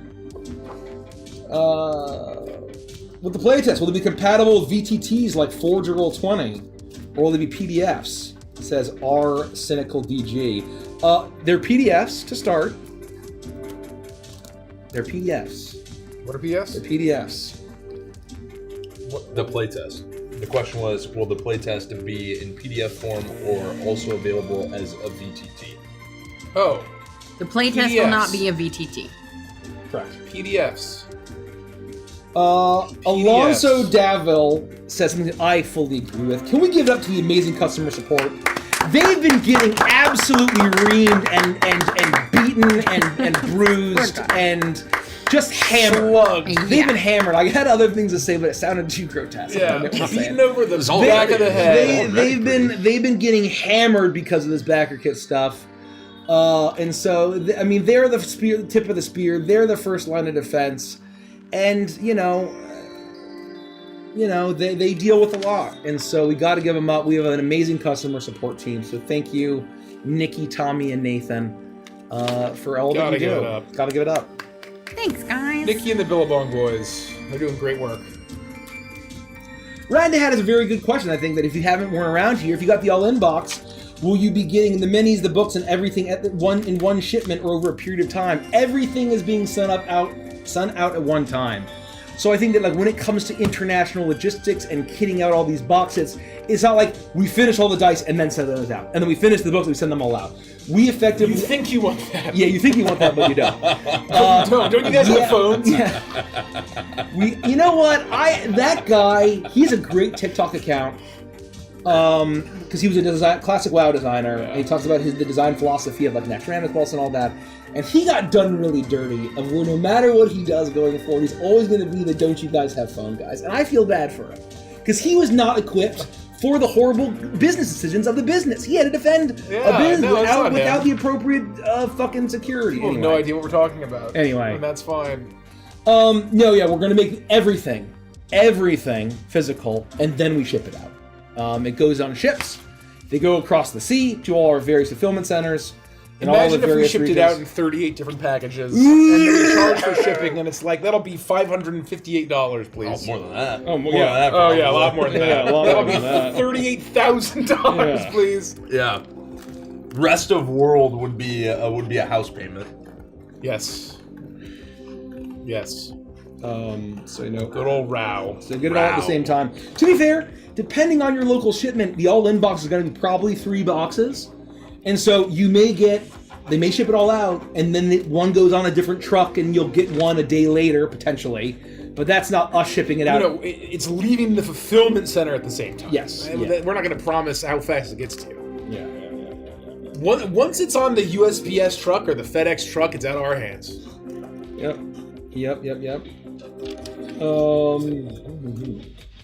Let me just finish cutting out this one edge, and I'll scroll down. Sorry, I'm just shuffling my deck for later. Or later. Cormit the Frog. Are multi-class rules included, or is it more of a wait and find out? Yes. What? Yeah. You just use D&D multi-class rules, right? Well, Or we include it? basically, we're just going to say, go look at the multi-class rules and the D&D Beyond basic rules. Yeah. We're not changing that. This is still D&D 5e. And the requirements to multi-class in the Machinist, I believe, are included? Well, so we tell you, instead of it being in the multi-class section, we tell you what you need to know in the class section. So we do add a little bit of text that gives you everything you need to multi-class. Hell yeah. And it's all fully compatible. And with the way that they wrote the multi-class rules in 5.5, maybe this was true in 5e, is that we didn't have to do anything extra for the fact that our Esper and Cryptist gets to choose its primary ability. Okay, everyone in the chat, you're an Esper or you're a Cryptist. Are you keeping Charisma as your primary ability score, or are you going Intelligence? Espers and Cryptists in the chat, I want to know. Are you keeping Charisma, or are you going... If you think I'm not playing an Int Cryptist, I mean, Int Cryptist you're out of your goddamn Int Cryptist fucking mind. is peak as fuck. It's just Clayton, man. Yeah. It's just Clayton. Int Cryptist, are you fucking kidding me? I think that's the coolest fucking thing on the Whoever's planet. saying Wisdom, that's not an option. That's not an option. No, you don't get wisdom. If You don't get if you wisdom, max that's not out an Wisdom, option. you're going to be able to see shit real good, but your spells are going to fucking suck. No Wisdom. People are saying depends on the character. That is technically the correct answer. Thank you. That is technically the correct answer. I agree. You are correct. And so technically, that, once again, opens up 4 of the Neon Odyssey classes to be intelligence classes. Instead of 1. Instead of 1, we have 4. 4. Which I'm very... It's a sci-fi setting. It's a It sci-fi makes setting. sense. Yeah. I'm very excited about all that. And we discussed, were there any other classes where it made sense, and it just didn't, you know? We make the changes where needed, otherwise we don't make the changes. Ooh, I need to... 4 Endcasters, 4 Whizcasters, 4 Charisma Casters. Bingo. Oh! Bingo. What are the... Druid? Or sorry, Oracle, Primalist, Tracer. What's the 4th? I think it's just 3. Oh, there's only 3? There's only 3 for Wiz. I got one guy. Oh, you got one guy? I got one guy. You son of a gun. You son of a gun. Disciple is not a caster, though. Mr. Wiz says, what is the most surprising analytic from your Kickstarter? That's a good question. Man. Surprising. I was It's not surprising, but no, that's not worth saying. Sorry, go ahead. I was surprised at how many people opted for the all-in box. I was very pleasantly surprised. Yeah. That was really great to see. People were so excited, they wanted to go all Apparently in. more people got the all-in box than the single PDF. Oh, that's a good call. Really? Apparently. That's a good call out. Wow, people are going to be really angry about that on Blue Sky. Well, that's that's how I heard about it. That's Oh, Blue Sky's not going to like that! Those RPG forums from the 90s are going to be real mad. God, that's funny. That's very funny. Oh man, the message boards are going to be not too happy about that. Let me tell you. Let me make sure the music, the jams, as Derek might say. The jams. Oh, the jams. It's like Derek's here. Ooh. Do you know when the last of the Baggerkit surveys are going to be sent out? I think they've all been sent out.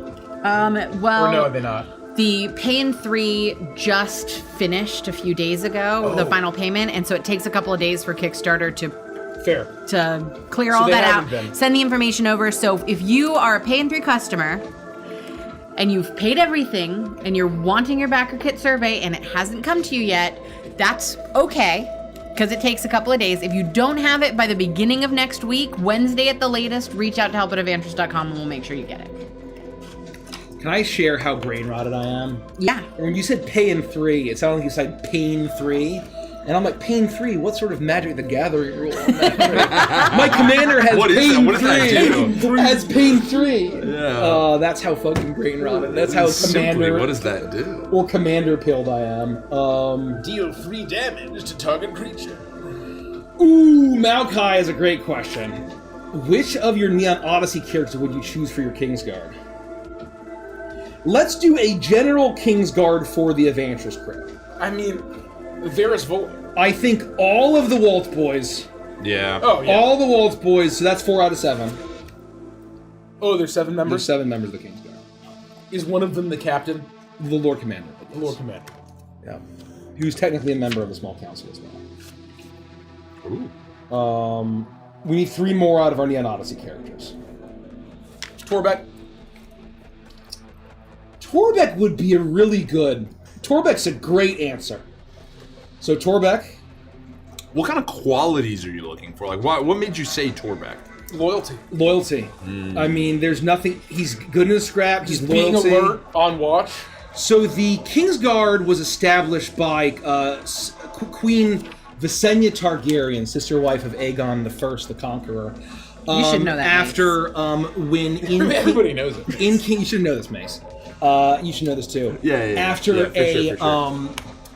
Aegon was attacked by Dornish assassins in King's God. Landing, and Visenya whipped out Dark Sister and fucking slaughtered Wait, all of them. But it was Dark Sister is in Daemon's sword? Yeah. Oh yeah, it's her. Yeah, it's Dark Sister. Oh, Yeah, that's so cool. so Blackfire Oh, is like she Aegon. is the Dark Sister? Yeah, her sword is her No, Valyrian Daemon is steel using sword. her sword. Yeah, Oh. yeah. So Yeah, Daemon's yeah. sword is Visenya's sword, and so Damn, that's cool. she pulls out Dark Sister and slaughters the. But it was a close thing. Yeah. And so then she realized that, oh shit, we need a guard, and she actually. Tai Shen.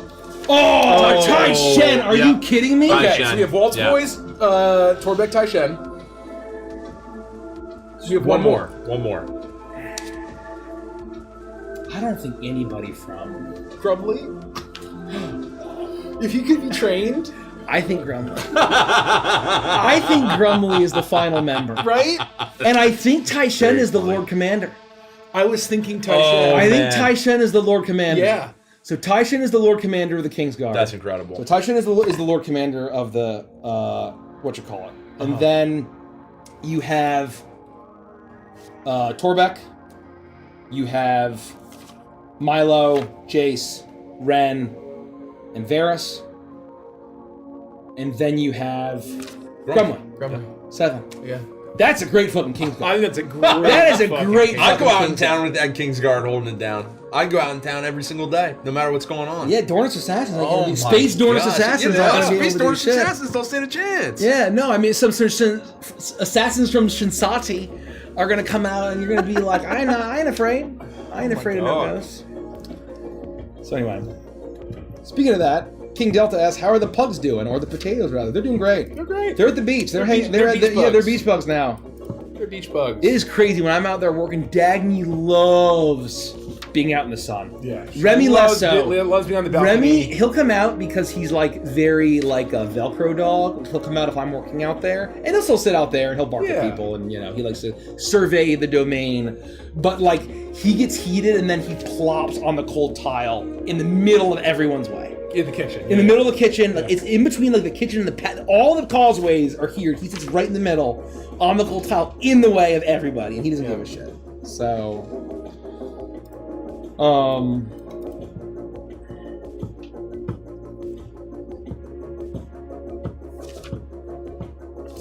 And I didn't say Marius because Marius didn't have an NO yeah, Mary's in counterpart. he's on an Yeah. okay, yeah, he's on an There's no NO Marius. Vault Companions. We can't really answer this, but so you've done full core and sci-fi.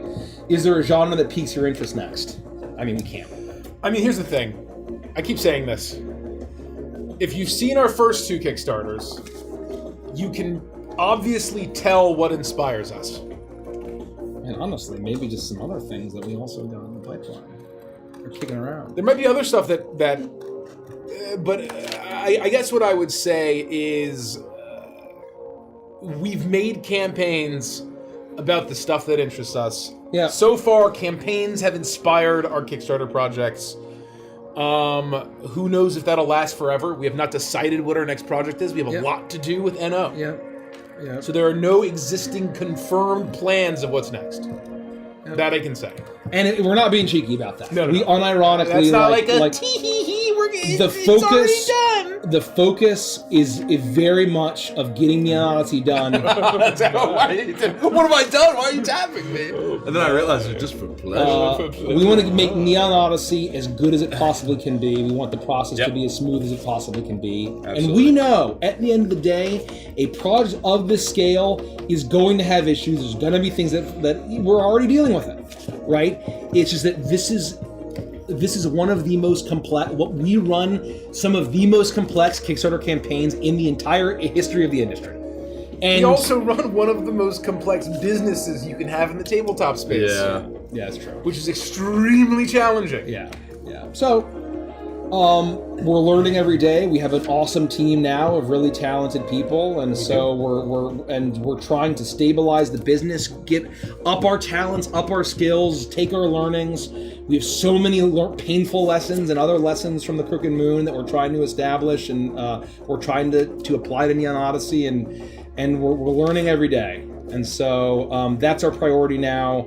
And then, maybe X-Quote the Raven says, I think we might go look for the Northwest Passage. You know what? Because you guessed it, 100%, our next book is going to be the TTRPG adaptation of the historical Franklin Expedition. Oh, and wow. we're going into historical fiction, and it's going to be historical Arctic, and then also all of the expeditions looking for the Lost Franklin expeditions as well.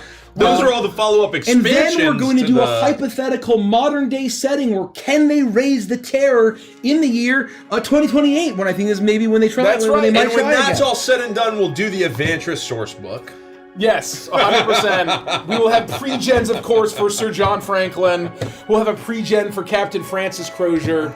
We'll have a pre-gen for James Fitzjames. And more. And more. Yeah. My favorite Clay class. says, can't wait for the Platypus Spawn bonus digital encounter. Gotta give it up. Wow, you guys are just reading our minds. If you're a VIP, you get a digital Platypus Billabong mini adventure. bonus expansion. There's only one way it ends. You know what I mean? There's only, Yikes. You know it's what? somewhat satisfying. Who wouldn't want to be in Tassie in a Platypus Billabong? You know what I'm saying? You know what I'm saying? Have you heard of the indie Australian horror film? Not horror. It's kind of Yes. horror thriller.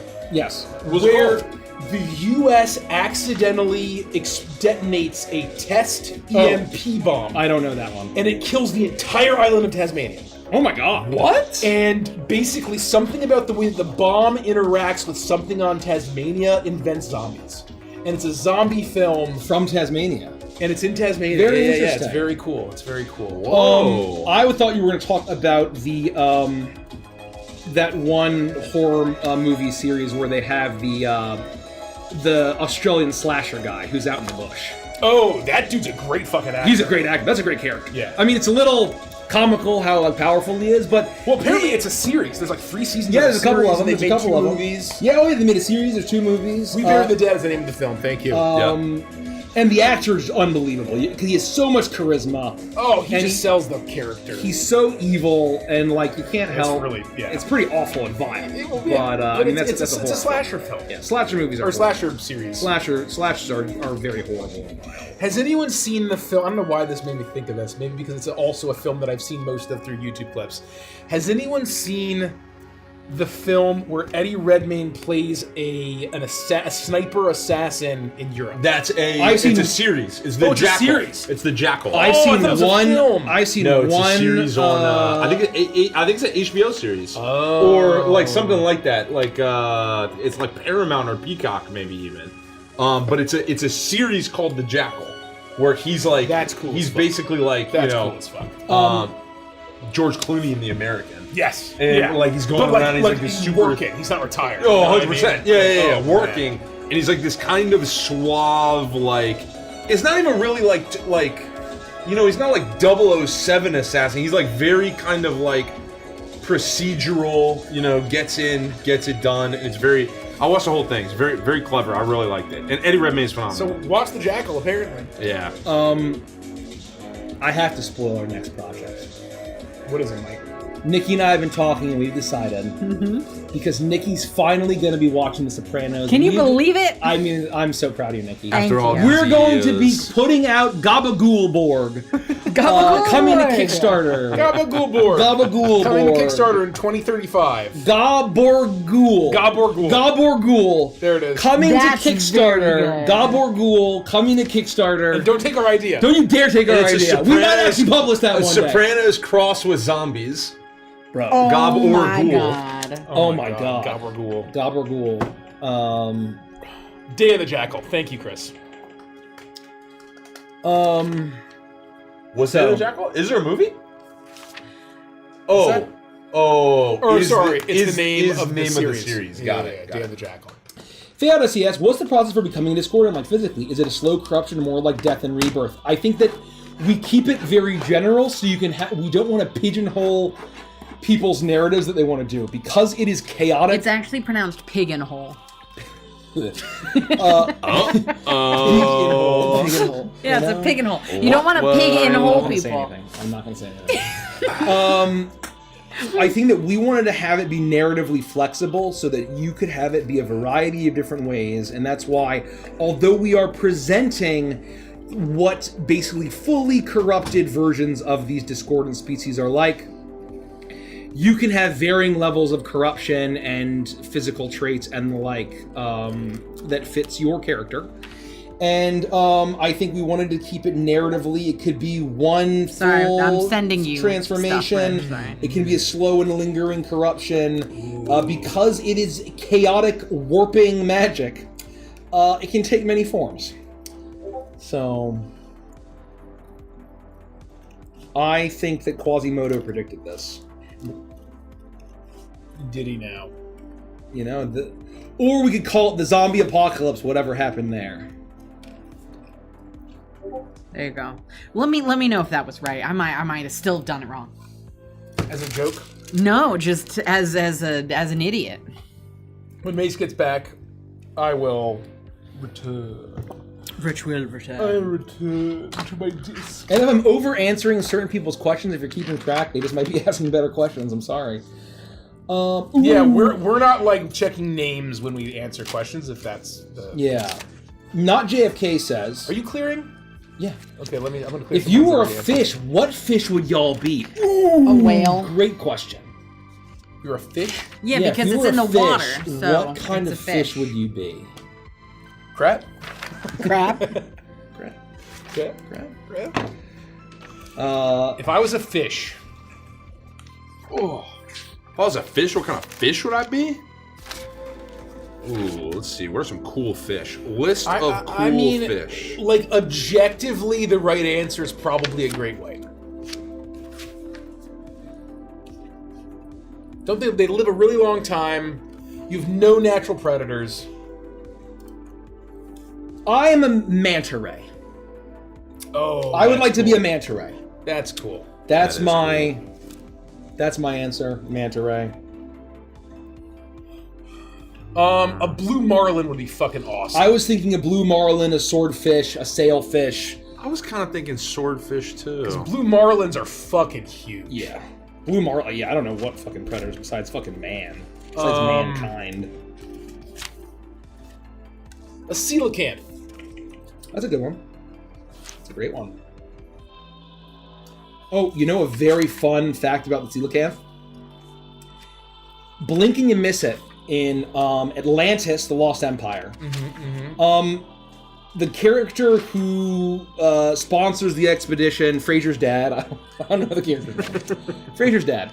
Martin, Frasier's dad. I don't know the character's name. Like in what you call it. That in his personal fish tank, that he has coelacanths, and coelacanths weren't discovered to have still been alive years later.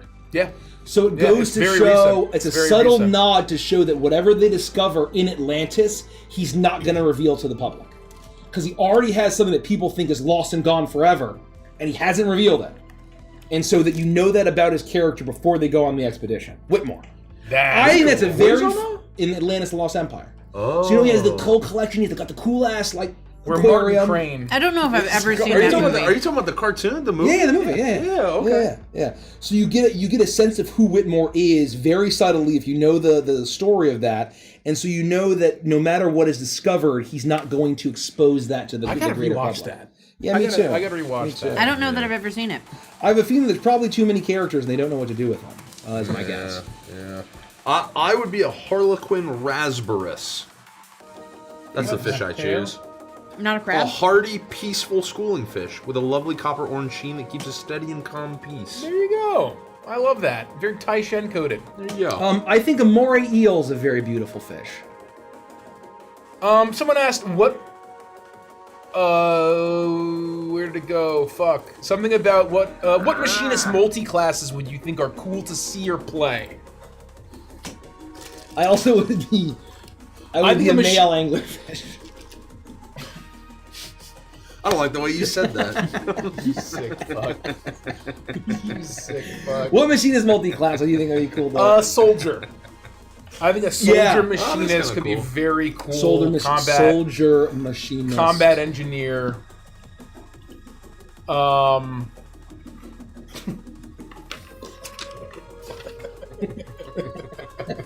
move on, please. Is it the swimming testicle part? Yes, it's just they're basically like I know what they just are. a living body part, basically. It was the funniest thing to say in the movie. And the truth. And the truth. And the truth. And the truth. It's the stuff. Ooh, Grid Runner Machinist.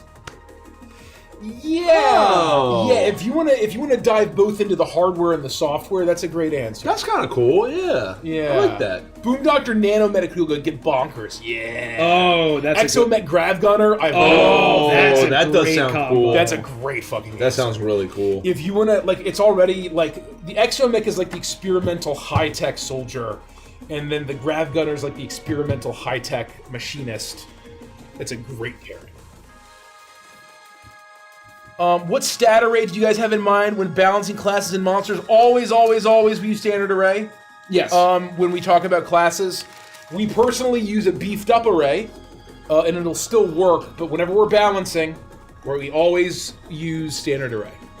And I see Dan in chat, and he can Yeah. chime in with whatever additional context. Compared to the standard PHB to your Neon reskins, which do you prefer for your classes now? Is it biased as fuck to say all of them?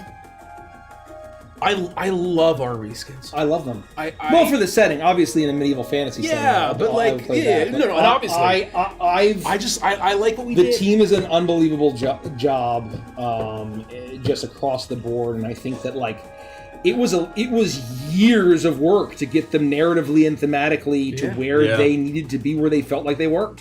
But even thinking back to that Neon Odyssey retreat in St. Michael's. Mace can't. That Mace was not there.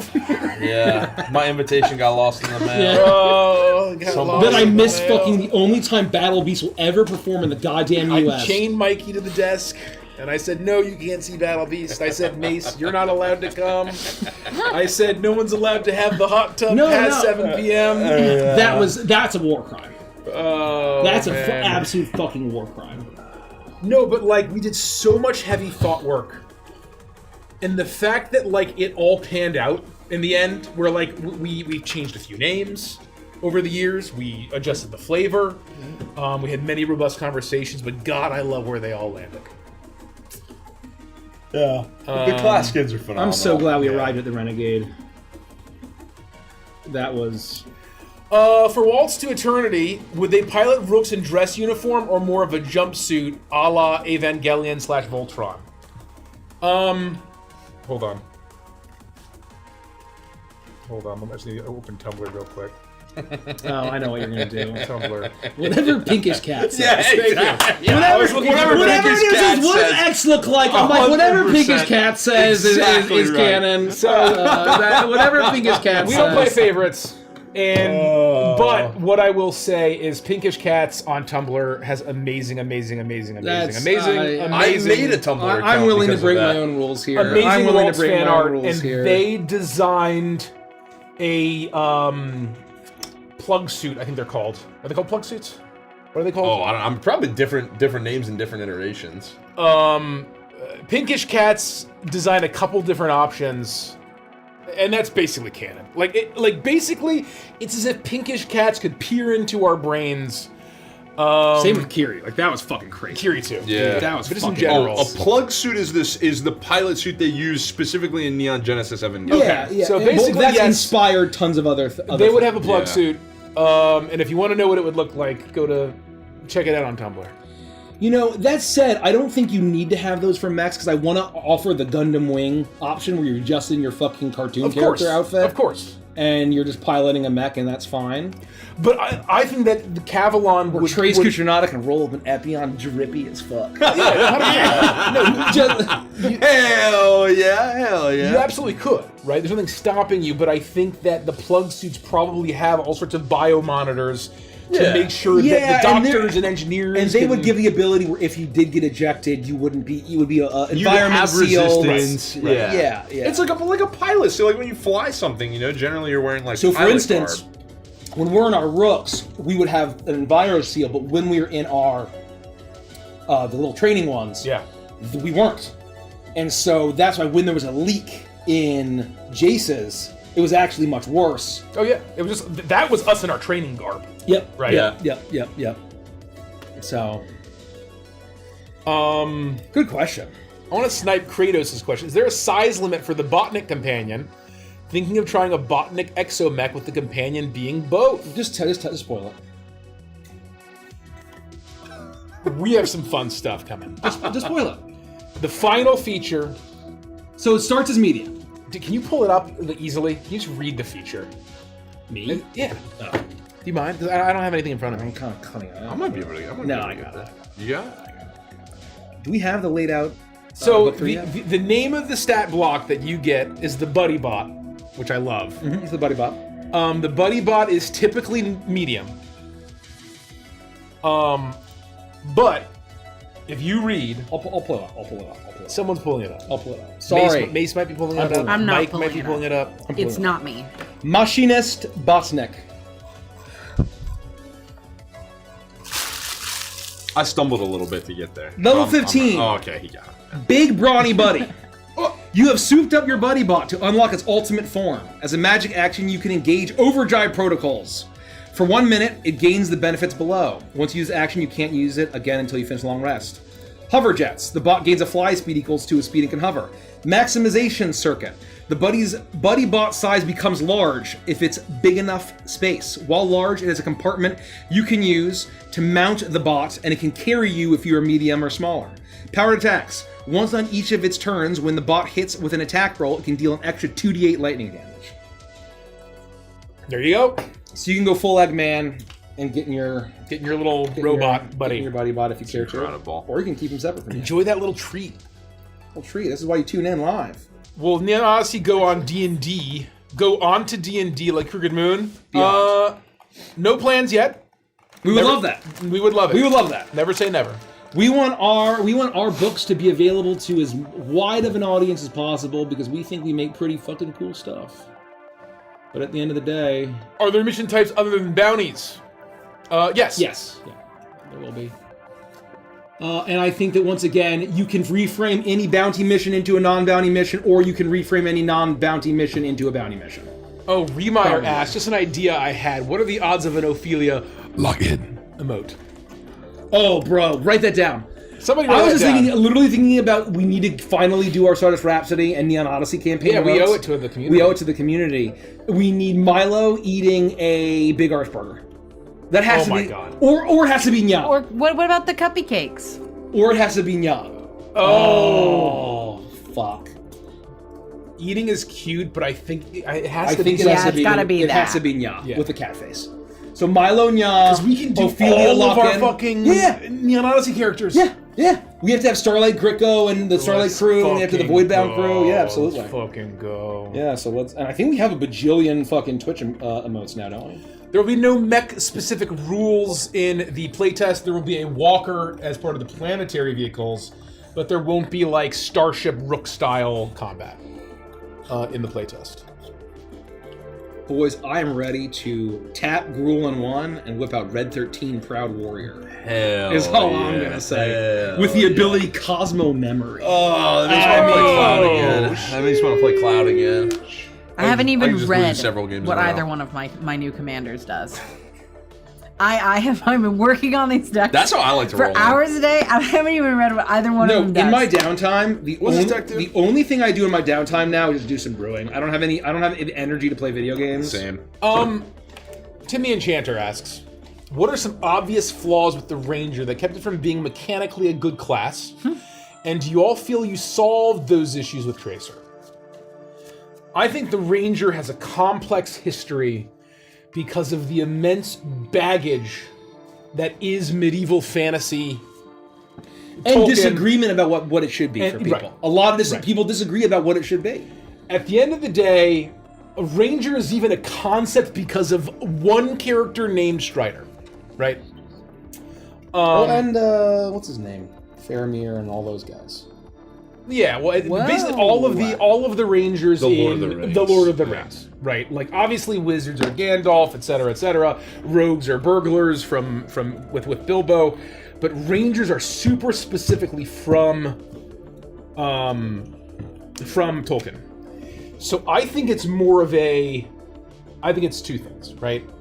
One, there's a perception issue where people think, oh, I want to be a badass like. Gunslinger, Like- archer. Yeah, I want to be a badass like Strider. Why do I have all these nature-y spells, right? In my mind, the D&D Ranger has never been that. No, it's never Right? been. Or at least in 5e. And well, in it's- 4e they made it literally just a non-magic. Oh, you're I right. think it's a non-primal archer. It's like a warrior or whatever. Yeah, it was a martial, which like Is he to even me an a archer in ranger Lord of the is a Rings? primal spellcaster, right? And at the end of the day, I think a lot of people just don't like that the ranger is a primal spellcaster, and like it's, I think it's a lot of a you problem in that case. In 5.0, Ranger had tons of abilities that interacted with the exploration pillar of D&D. Many or most campaigns did not engage with overland travel very much. Overland travel was effectively a 2-second cutscene of, we'd like to leave from the tavern and go to the dungeon. Okay, you guys are at the dungeon. You arrive at the The Ranger just lost everything that they could do, right? That being said, on a numbers and mechanical basis, I think where Rangers are in 5.5, being kind of like a utility vibe similar to the Rogue and the Bard, but has access to spells, I think mechanically it's a solid class. Yeah, I don't actually understand, and maybe it's I don't watch the D&D YouTube, or I'm not an armchair. I just actually do game design instead of being an armchair one. I don't understand what people, and maybe they're valid concerns and valid complaints. I just don't know what people dislike about the 5.5, of where there's a lot of thumbnails that are like, they made it even worse. How could this be possible? To answer your question, though, how we fixed I don't it, know. we didn't I don't fix it per se. But what I will say is personally, the concept of a tracer fundamentally works better in a sci-fi setting for more people than the idea of a ranger does in medieval European fantasy. And what I'll say is that we did not get rid of the mystical elements, but No. we allow all spellcasters to eschew That's where I was going the with mysticism this. Yes. for Hypertech. Hypertech. Of where basically there's an optional feature of where if you want to flavor all of your magic and spells as cool as gadgets, you have a Hypertech component or a Hypertech Component pouch.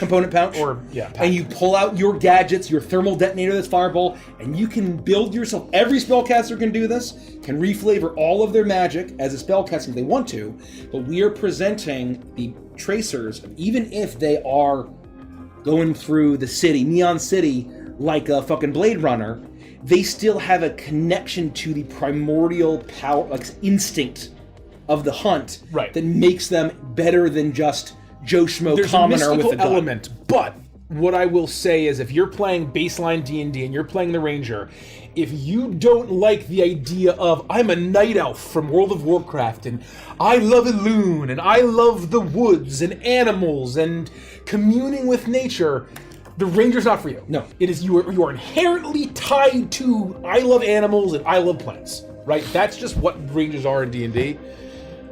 You have to enjoy the primal, it's not a school, but the primal Yeah. spell casting aspect. Being able to assign all of that to technology, which is inherently magical in our setting, I think opens it up for lots of people. I can't tell you how proud I am of the Bloodhound. Oh, the I think- Bloodhound is unbelievable. I think it might be one of my favorite subclasses in the book. the Bloodhound is fucking unbelievable. Should we read a little bit of Bloodhound? Yeah, fucking. You know, read it, dude. it's a Neon Odyssey stream. we and can we don't- spoil a little bit of Yeah, it. this is like a little bit of spoilers. It's that kind of thing. The team cooked in this one. Let me pull up. It was many hours on this one subclass, and there was lots of back and forth. But I'm very happy with where it landed. I just very, control very happy. F Yelka, or not control F, but I do from Yelka, and I think I can find it. Here we go. Here we go. It's pinned. The links are pinned. Oh, thank you. Links are pinned. Thank you. Okay. The links are pinned. Traces is the final class. It is. It's at the end. What should I read? Whatever you want. What's one of my favorite? What's one of your favorite features? Level 11 is titled Sniff 'em Out.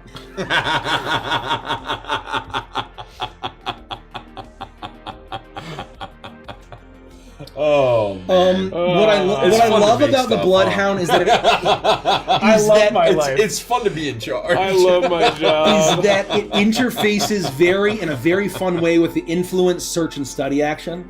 So you can influence action, search action, and study action as a bonus action as a Bloodhound. And then when you do those things, I believe, you can do cool stuff. Yeah, read one of the features, damn it. I don't know.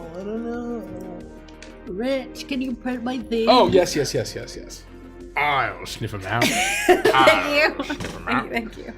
Let me know if I did it wrong. it's called the Bloodhound, and this is like your urban noir subclass. Yeah, It was just too good. It was just too good. Oh, the level 11 feature I'll read, Sniff 'em Out. Your powers of observation let no detail escape your notice. As a bonus action, you can cast one of the following spells without a spell slot. Clairvoyance, locate creature, locate object, or see invisibility. When you cast a spell this way, it requires no material components, and you can't cast a spell with its feature again until you finish a long rest. And then, this is fun. Your eyes, mind, and level 3 is Streetwise Wits. Your eyes, mind, and tongue are quick, even in the heat of battle. As a bonus action, you can take the influence, search, or study actions. You can take the search action to scrutinize a creature you can see within 60 feet of yourself. Make a DC 15 Wisdom Insight check. On a success, in addition to anything you learn about the creature, for 1 minute, the first attack roll you make against the target on your turn has advantage. This sense ends early if you scrutinize another creature. So you're kind of, reading it. You're reading your mark, and you're using your wits. So it's a fun one. The Bloodhound is very cool. I mean, honestly, I love all of our subclasses. I'm biased, I know, but I love all of them.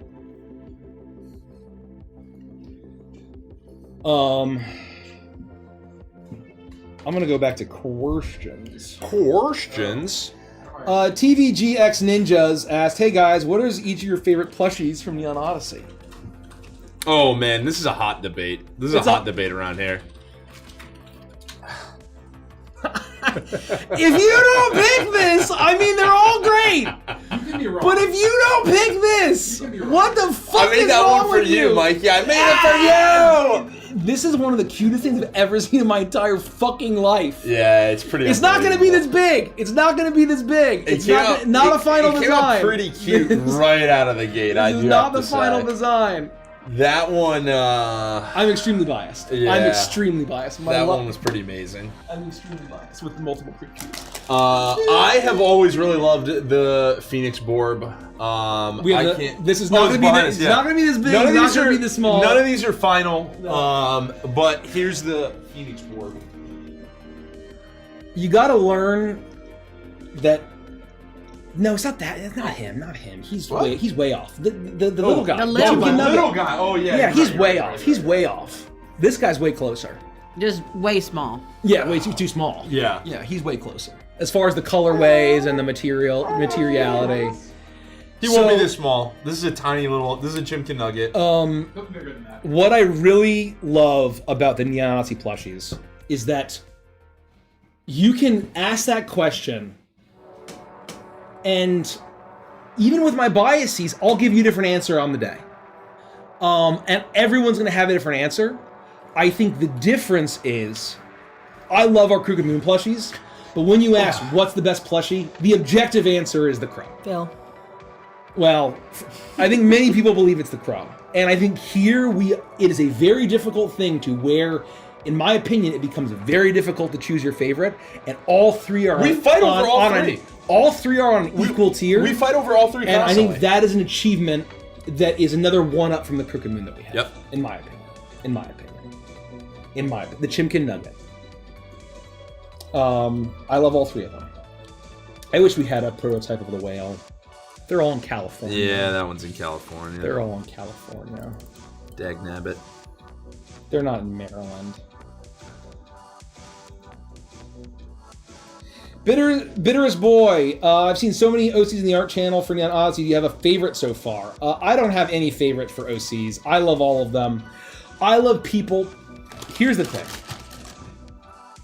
I love seeing artists who are great character designers. Of where I think it's it's one thing to be a good artist, but then being able to see all of the lineups and all of the species pieces that we have, and then say, here's what a species looks like. I'm going to create a new one that isn't kind of loosely traced or heavily inspired by one of the pieces that's already been shown. If you can design a bespoke character that looks like the species, but it's also very unique and distinct, Yeah. I admire that skill.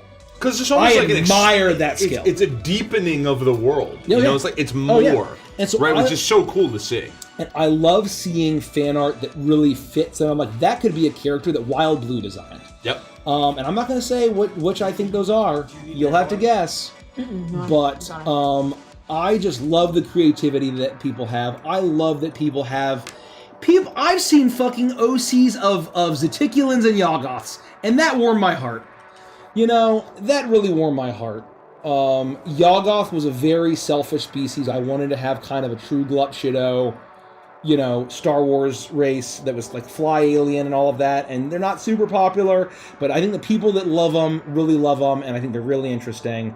And I love that all the species are getting all sorts of love. You know, even the Stardust humans. I love to see a good Stardust human. But at the end of the day, they deserve some love too. Know what I mean?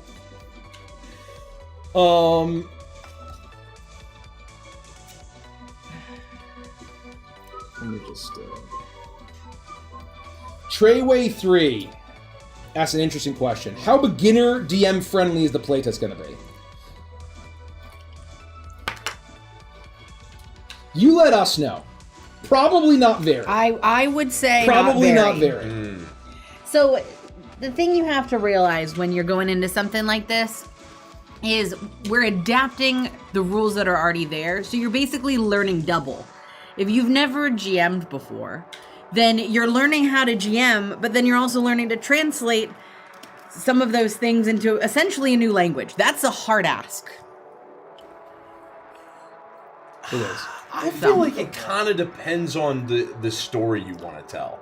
this is kind of what I've always said. If you want to tell a science fantasy story, and you as a GM, as a storyteller, are heavily influenced by the media of our childhood, right? If you love Star Wars, if you love Dune, if you And love others. and others, right? A whole swath of and others' childhood. Yeah. Anime, music of the 80s, early video games, and that's kind of the stuff you can think about and you can pull from and you can evoke while you're GMing at the table. I think that's going to be the stuff that's going to feel comfortable to you while you're playing through this, instead of kind of like the high fantasy, more medieval aspects of telling a story in a more classic world, a more classic environment. I think you could find this to be a playtest that you could find a lot of home in as you start to tell your story. But what I would say, you'll find out soon, is even though it might be a little more challenging for a first-time GM, those things which are hard tend to be far more rewarding than the things that are easy. I agree. So challenge yourself to do it, because you can, and it will be a lot of fun. I totally agree. And I'd love to... Dan, I think maybe... I don't know if he's still here, but if you see Dan at chat, ask him. I'd love to get his thoughts. He answered. He said that it was not designed for first-time GMs. It is not. I think it is not. It is not designed for I'm Nikki summarizing Dan, but I'm pretty sure that's what he said. In a nutshell.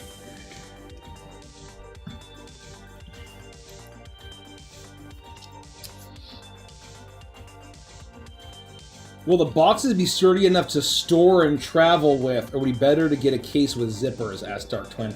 You don't want to be traveling with the all-in box. I would say any of the boxes. Yeah, I mean, they'll be shipped The core to you, boxes will be- they'll yeah. be sturdy enough to get to you and survive the trip. But I would not it depends on kind of what you're asking about. Like, if you plan on is your- moving all of the product. Yeah, is your trip consistently? cross country, or are you getting in your car and going across town to hang out with your friends? yeah. Like, they, Yeah. You don't want to bring it with you. If you plan on bringing all of the stuff, I would find a nice carryable luggage with different compartments. Yeah. Yeah. Luggage with compartments is what I would recommend for if you are planning on lugging your Neon Odyssey stuff around for different sessions. I also wouldn't bring all of it to every session. We get a question. It's a lot of stuff to take around. Why can you say out-of-pocket stuff, but when we do it, we get note by the mods? Because it's our channel, and the comments is not the venue for a shitty improv routine. This is a venue for our shitty improv routine. Go make your own channel. Got him. Yeah. That's exactly correct.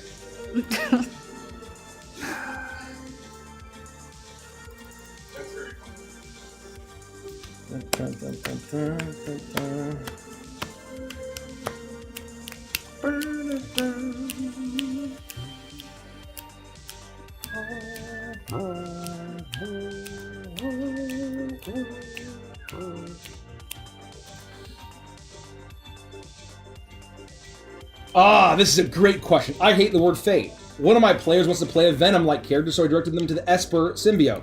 They asked why it fell under Sorcerer over Warlock. I don't think my answer was adequate, but how would you explain it to someone? Because Cryptists are not Warlocks. I think this is going to be one of the biggest things for people to grapple with. And I think there'll be a lot of friction, and I'm happy with the friction. Cryptists are not making pacts with entities. I think a lot of people who are Warlock mains and love Warlock mains, they love the storytelling narrative of having a patron. Cryptists do not have a patron.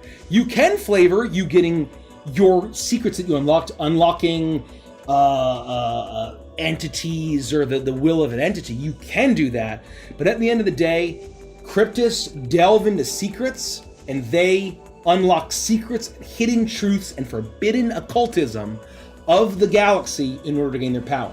So making a pact with something has nothing to do inherently with a Cryptist. Nothing to do.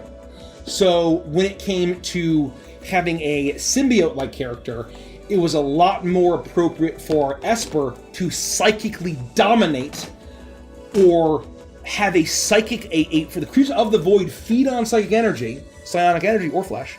And so a relationship where psionic energy is given or in exchange or mentally dominated, and this thing is basically trying to keep you alive and also feeding on your psionic energy, is way more appropriate for the Esper than it is for the Cryptist. Yeah, it's also, I mean, if the goal is to play a character with the experience of a Venom symbiote, it's also like, that's not how the Venom symbiote works. He's not making a pact with the Venom symbiote, right? It's this alien creature that is grafting to the body, and you get almost into these like mental disputes with him, where it tries to drive you more and more towards its will, and the not the pilot, but the host form fights back, like has a mental grappling and fights back and tries to exert their will, and that's very Esper.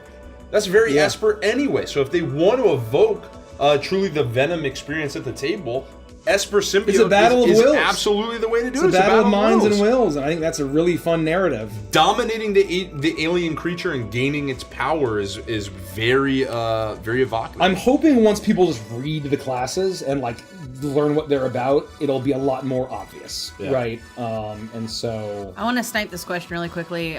Drake of the Dragon says, can you tell us any news about the music for Neon Odyssey? If you want news about Neon Odyssey, make sure that you're paying attention to the Kickstarter updates page, because the moment we have news about music, products, dimensions, specifications, anything that gets locked in, any timelines that are happening, that's the first place that's going to be announced. So if you want news, go to the Kickstarter updates page.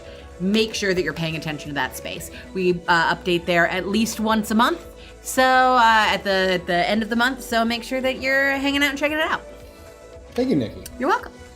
Rat Ringmaster, will there be a character sheet template included with the playtest? That is not guaranteed.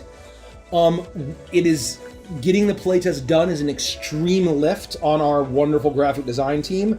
We would love to offer a form-fillable character sheet for Neon Odyssey for the playtest. It is a hope, but it is not at all guaranteed. That said, I will say I believe there's some great community resources that people have already made and done. So feel free, if we aren't able to get to it for this playtest, or at least when it comes out, feel free to use the wonderful community resources. Do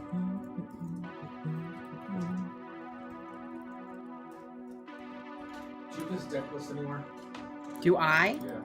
Do On like the Malzahar, you mean? steal my blue. I'm going to ask some more recent ones. Ooh. Mushroom Queen asks, Mushroom Queen 2916, is it still possible to VIP for the Crooked Moon? Ban that motherfucker right now! Don't actually. Don't actually. Yes. No. No, not yes. No. In fact, Yes, but no. No, but yes. No. No, you may not. Mr. Quacks has an interesting question. I'm not good at asking questions, but do you guys ever feel burnout of playing a lot of D&D? I think the answer is inevitably yes. Burnout is real, but I would say that it's not just playing a lot of D&D. I think that it's effectively your mind only has so much juice creatively. Yeah. And now that there are such immense responsibilities on us across the board, where us showing up and playing D&D is only one small part of that, it is a drain. It's a competing factor, and it just is exhausting in the grander scope of everything else. Well, I think you also have to consider the fact that we don't exist to you until the cameras turn on.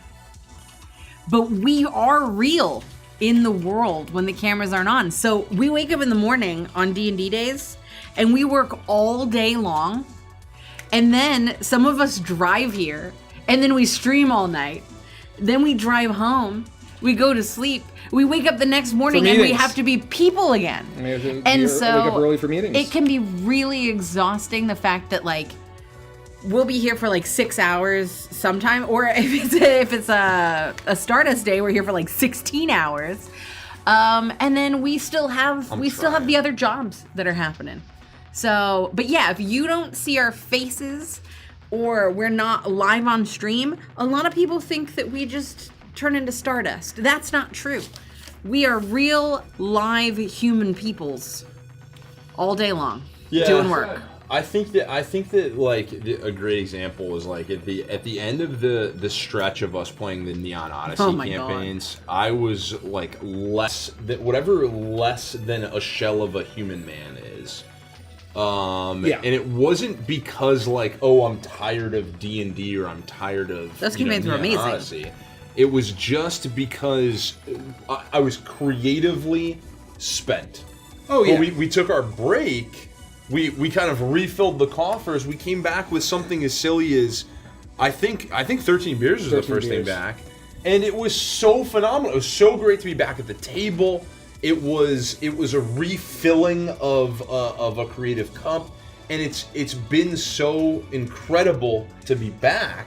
But when you spend so much of yourself in that span, like absolutely, you're gonna burn out, you know. Yeah. But it's not like the system or the stories. It's the it's whatever kind of takes you out. And anytime you burn out, you can always reignite yourself. So, if you burn out, take some time to just exist for a little bit, do some things that refill your creative coffer, and then reignite your passion and do it all over again. Yeah. I think that's all very well said, and I think that, at the end of the day, the kind of D&D that we play and the role-playing that we do is extremely taxing and exhausting. Yeah. But that said, I fucking love showing up and rolling dice and fucking telling stories with my best friends. I'm the luckiest motherfucker in the world, but that's part of my job. Yep. I'm like literally one of the luckiest motherfuckers, and I wake up every day with gratitude. Oh, speaking of gratitude, I don't know, in case you're not on Patreon and you weren't here for Return of the Jedi, I hit my 5-year sober, I got my 5-year sobriety coin from Alcoholics Anonymous on Sunday. So that was 5 years. Gotta give it up. So, wake up with gratitude. Hell yeah, brother.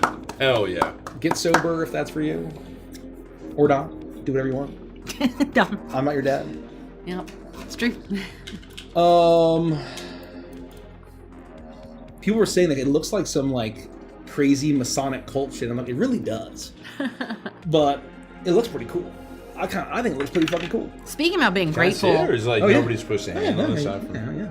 Speaking about being grateful for the jobs that we have, yeah. If you are a patron, you get to hang out and learn to sew with me on Monday. Oh yeah, that was really cool. And that was really fun. I think we had a great time, or I had a great time and no one else enjoyed it. But either way, that was my job and I had a great time doing it. So you should become a patron because sometimes you get to learn to do cool things. I realized on that day, I'm an awful teacher. That's badass, dude. When it comes to teaching how to do stuff, I'm an awful teacher. It's hard to teach. But I am so grateful that those of you that were there put up with my shit because it was so fun, and I hope we'll do more crafting streams in the future. But become a patron.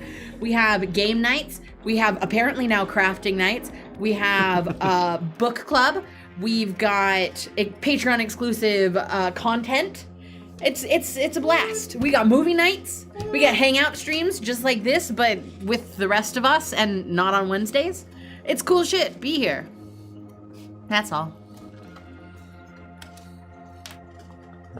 Nikki, ever thought about crocheting? A couple times. Ooh. Ever thought about crocheting? Extreme Gamer 80 says, I'm looking to do a Proto-Stalker Stardust Human. What are some things you can spoil about the Beast Companion? Okay, let's go. Oh. Proto-Stalker, I know I say this. Y'all are eating well. Proto-Stalker is one of my favorite subclasses. So we have three different, or four. Three or four? Three, okay, three. You have Three different styles of Protosaur stat blocks. And so for all of our pet classes, we have one stat block for the buddy bot for the botnik, but there's three different chassis or forms it can take. Mm-hmm. For the other pet classes, the Proto-Stalker has 3 Protosaurs, and the Xenotrainer has 3 Xenomon stat blocks. And isn't there a fourth? pet class? No, that's it. Just those three. Just those three. Just those three. Great. Just those three. Great. I think we had considered one of them being a pet class that we then decided we pivoted. We realized it was a little clunky and didn't really quite fit the theme. It wasn't working. It wasn't hitting. It wasn't working. And it's Thematically. fine. It's iteration. I had that realization. And so, oh man, what do I spoil about this? You get your level 3, you get your Protosaur Packmate. It has pet biz. You got Pet Biz. Oh, classic Pet Biz.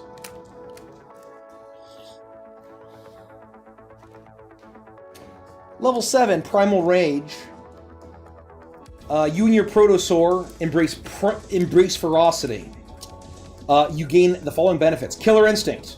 When you take the bonus action to command your Protosaur to take an action, you can also command it to take the dash, disengage, dodge, help, or hide action using its bonus action. And then Savage Wound, one of my favorites. When the Protosaur hits a creature with its Proto Strike attack, the target suffers a bleeding wound if it doesn't already have one. While wounded, the target loses 1d8 hit points at the start of each of its turns. At the end of the bleeding creature's turn, it can make a Constitution saving throw against your spell save DC, closing the wound on a success. The wound closes early if a spell restores hit points to the target. Oh, that's cool Should as we hell. talk about one of the... So we have 3 different Protosaurs.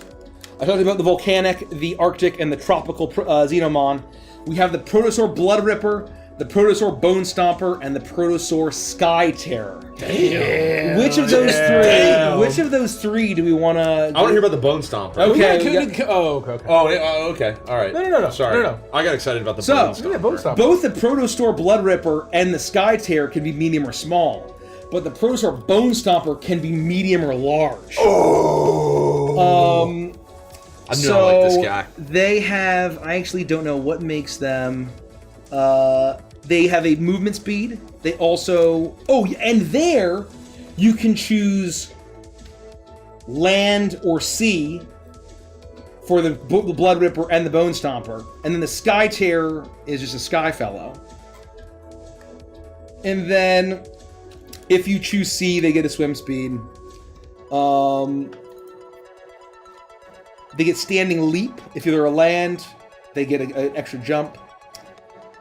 And then basically they can stomp or pin down of where when they hit, if the Protosaur moved at least 20 feet straight towards the target before the hit, the target takes an extra 1d6 damage of the same type. You can choose, I think, bludgeoning, slashing, piercing. And they stomp your They have bones. a prone condition if it's a large or smaller creature. If you want to be a melee, this is recommended. If you want to be a melee tracer, and you've got your cool fucking vibro blade or whatever, your powered blade or whatever it is, and then your Bone Stomper charges in, knocks him down, and then you coup de grace, that's an option. Damn, that's cool. The Protosaur Blood Ripper has pack tactics. I don't know how else to say this. That's pretty fucking cool. Very cool. The Sky Terror can fly, and it has flyby. So that's a little bit of a tease. A little bit of a tease. Does Hank have a stat block? No. Oh, and a cool thing about the Protostalker is that level 3 feature is my Primeval favorite Instinct. You are driven by ferocious intuition. You can use Wisdom instead of Dexterity to determine your armor class, and Wisdom instead of Strength or Dexterity for your attack rolls and damage rolls with weapons and unarmed strikes. So they have a deeper connection to the primordial forces and the primeval forces of the world, and their hunter's instinct is elevated so much, you can basically go a full Wisdom build with the, if you'd like to, and have extra powerful spells, or, more enhanced spells, as well as, cool biz. So that's a fun Yeah, it option. makes your perception better. It makes your survival better. It makes your animal handling better. It just works. Mr. Quack says, do you say pop or soda or Coke? Soda. Soda. We're a soda. Our dialect here says soda. Are there people who say Coke? Yeah, Meaning there are all regions. soda? Yep. There's a the South? So if a Sprite is a Coke, a Mountain Dew is a Coke. There's You'll say, certain I have a Coke. Well, what kind of Coke? Oh, I'll have Diet Dr. Pepper. Yeah. Wow. There's certain ranges. That's I had just. no idea that was. But that why? was It the takes case. so much longer to get to what you want. Just don't say, know. I want a Diet Dr. Pepper. I don't know. I don't know. Yeah, I don't think I've also ever said like I'll have a soda. I'll just say what I want. But you would, if you say what kind of beverage it is, you would say it's a soda. Oh, get some sort of soda. Oh, I'm gonna go get a bunch of Cokes, and you come home with Dr. Pepper. Yeah, I'm gonna get a bunch of soda for the party. okay. Oh, I'm getting some Coke. I'm getting some Okay, Sprite. I'm yeah. getting some Mountain Dew. I'll get a bunch of Cokes for the party. Yeah. Huh. Oh yeah, it's a deep South thing. Yeah, it's a Wow. deep South thing. Got it. There's a very went down the Interesting.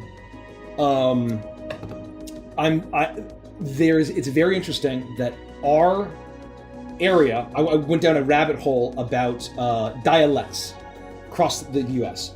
And there's some linguist who basically figured out and mapped everything effectively across the entire U.S. and mapped all the different major dialects and then all the sub-dialects of those major dialects and basically mapped them across the board.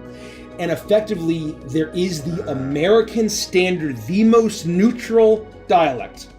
And we are so close to that. But there's one thing that our dialect in the Mid-Atlantic says that makes it not the most neutral, general dialect of the U.S. And it's how we say the word T-O-O.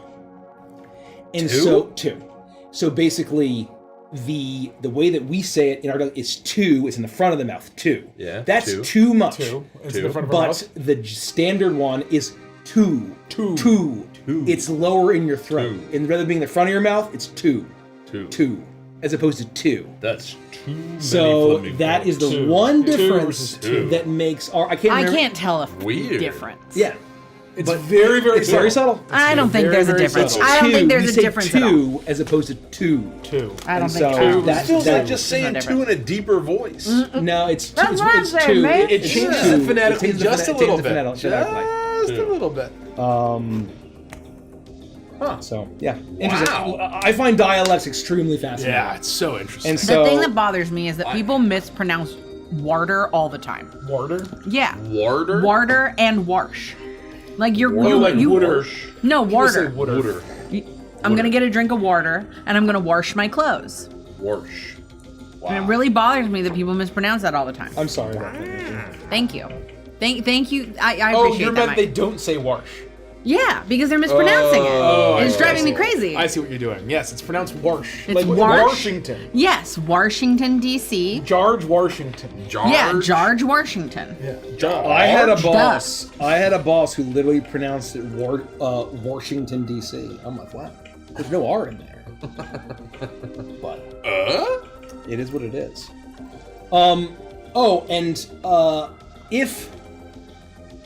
And I believe, people pronounce everything different ways in different dialects, but if you pronounce the candy Reese's as Reese's, you are wrong. It is objective. It's not about dialect. You are simply wrong. Sorry to say. No, that's true. Sorry That's to say. true. And you can fight all. You can leave your comments. Say what? It's Reese's. Sorry, you're wrong. It would be. It's Reese's Pieces, and it can't be Reese's Pieces without Pieces. Like that's the stupidest thing I ever fucking heard. I would like So, some pieces of cake, You can please. leave your angry comments. Look at all the people who are angry comments. Look at that. Look at all these people. Look at them. Every single one of them. You can leave Every single one You of can them leave an them. angry You can leave comment them. about You can leave them. candy. Catboy Fall Down says that's a funny name. Which one of the discordant species is your favorite? Discordant species. Oh. Oh God, how do I choose? I'm gonna go ahead and say Terminox. I'm between Varg and Terminox. Wait, what? What was the question? Favorite discordant species. Favorite discordant species. Oh. Yeah. I love the Dothu species, the fucking group piece. Oh, it's so good, but so is the Terminox piece. You just can't beat. they're You just so can't good. beat Kane. Yeah, Kane's amazing. I say Terminox too. Bang. I've got to go with my clown girlfriend. I'm gonna go with the Motlians.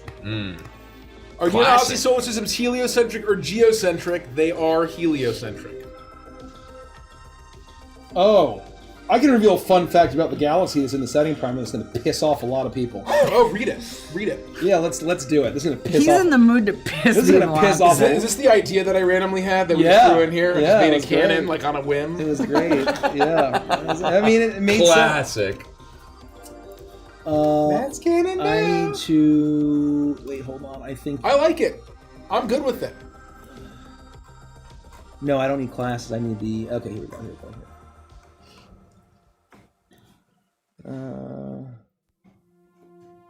Suns, stars, and planets. An important facet of this setting is that suns and stars are distinct and not the same concept. Suns are great balls of cosmic radiance that sit at the center of a solar system and give off life-giving heat and light, and are said to be the hatcheries of the grand solar phoenixes that fly throughout the cosmos. Stars, however, are a godly brilliance contained in the divine realm of Agathos that surround the galaxy, with positions that never change. This allows for relatively easy navigation by the stars no matter where you are in the galaxy. There are a near infinite number of planets, planetoids, and other celestial bodies throughout the Stardust Rhapsody, but the only ones capable of developing traditional life are those with a world soul, which are a semi-sapient primordial entity of vast elemental power that dwell in the planetary core and dictate the world's biome, flora, fauna, and temperament. Due to the rhythmic spinning of the galaxy, like that of a record, every standard habitable world shares the same time signature, granting it the same rotational days, months, and years. That said, people are going to be really upset about that. That said, there are plenty of strange, alien, often undiscovered planets where non-traditional existence has cropped up with bizarre day and night cycles, year lengths, and gravitational effects that may lead to totally bizarre environments to explore and life forms to encounter. These planets often move throughout the galaxy indiscriminately and are difficult to navigate to, leading to numerous opportunities for skilled explorers, especially if rare and potent resources can be gathered or critical discoveries can be made. Hell yeah. That's cool. Wow. That's cool. So just like how well written too. I believe Coruscant has the same time as Earth, and that is the galactic calendar. Same with Terra. Same with in Terra 40K. and 40K. Right. We're just assuming is that worlds have the same kind of vibe as Earth, just for people to be able to easily grok it and improv it. Yep. And Well, not. I think in Star Wars, they're never grappling with different days and times and years and stuff, right? I mean, literally in Andor, fucking Cyril's like, I'm gonna be home on Coruscant for the weekend. Rich, And I'm did like, you I do the love thing? that shit. It's working. Oh, okay. Hopefully. Should be. Unless I got an alert, and I don't think I did. I was just wondering if I needed I to go did the check thing. on the thing. The Checky Lion. Is the galaxy spins like a record? Yes. Is the galaxy flat? It is not a sphere. Yes, it's not a sphere. There is a it's a donut basically. Yeah. It's a donut. God damn it, Donut. How do you know about that? How do you know about Yeah, that? Unc knows ball over here. knows It's ball only over there. the most What the? the most culturally relevant Yeah, but thing he doesn't from go the last outside. 5 years. That's He's- true. You know? Look, but the outside world can get in here, unfortunately. I wish it wasn't the case, Mace. How do you have time to know about that? Yeah. Yeah. God damn it, Donut. I can't do Kronk's voice, but it's more like that. Supposedly. That's really fun.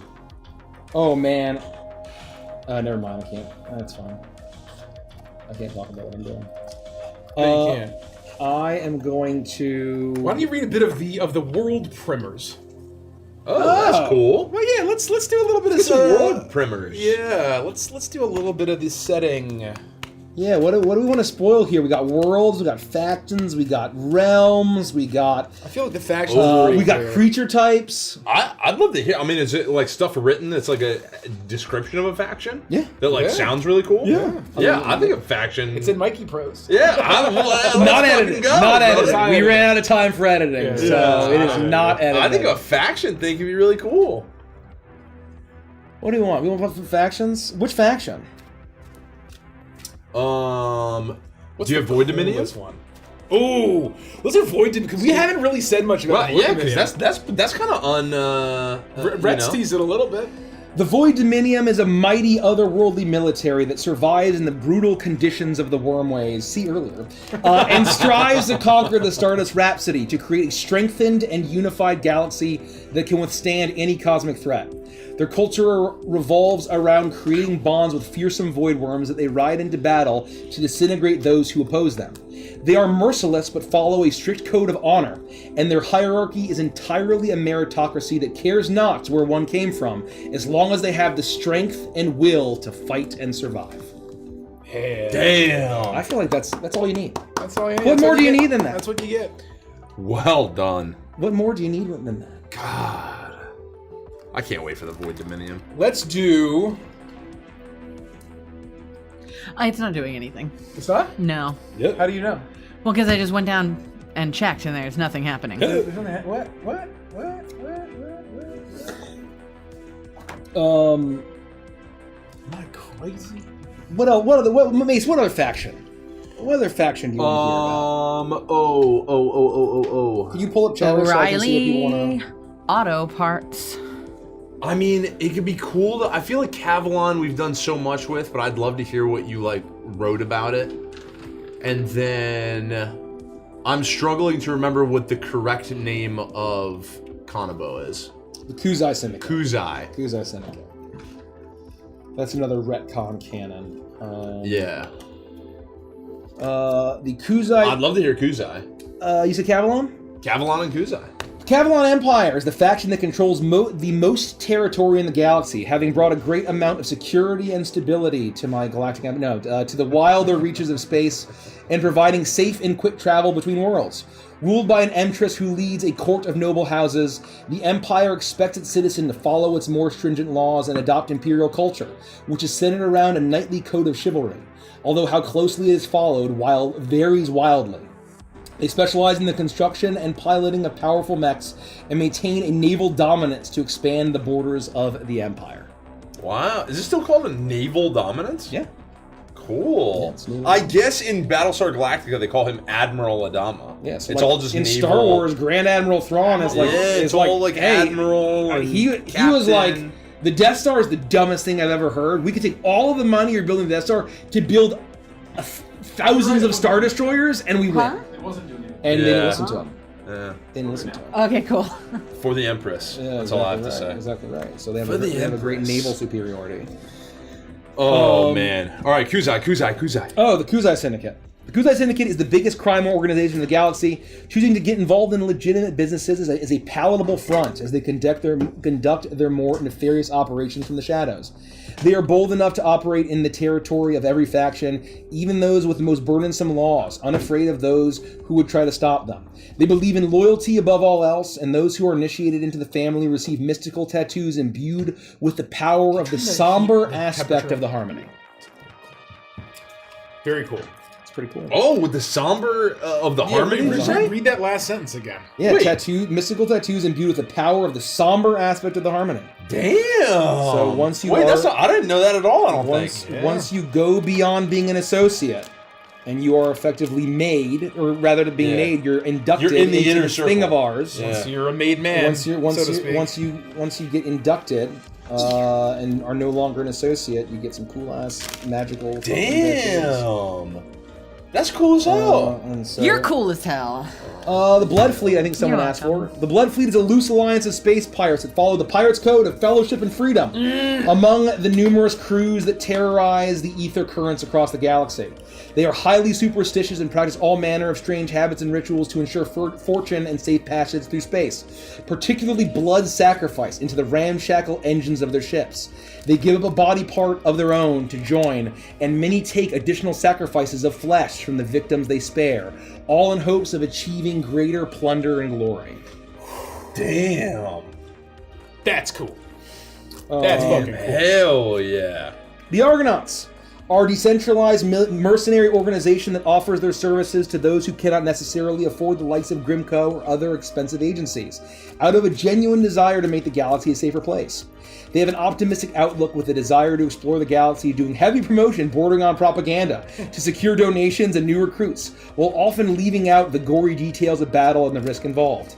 They are known for producing the best starfighters and star pilots in the galaxy, with some even becoming interstellar celebrities. What about Church of Carcosa? Church of Carcosa, where are they? The Church of Carcosa is a zealous religious organization that advances the fastest growing faith in the galaxy. Rejecting the 12 of Agathos, they worship a 13th god, Carcosa, who encourages change and rapid evolution to a new state of being to survive the inevitable doom coming to the Stardust Rhapsody when the void finally consumes the galaxy once more, returning it to the dark and the deep of how it was before the Song of Creation was sung. They employ strange, otherworldly biotech and mystic mutations in their faith to spread their message among the stars, while offering genuine charitable services and missionary opportunities for the galaxy's downtrodden in the form of free clinics, food banks, shelters, and refugee relocation. We are certainly void-bound. The Nexus Consortium.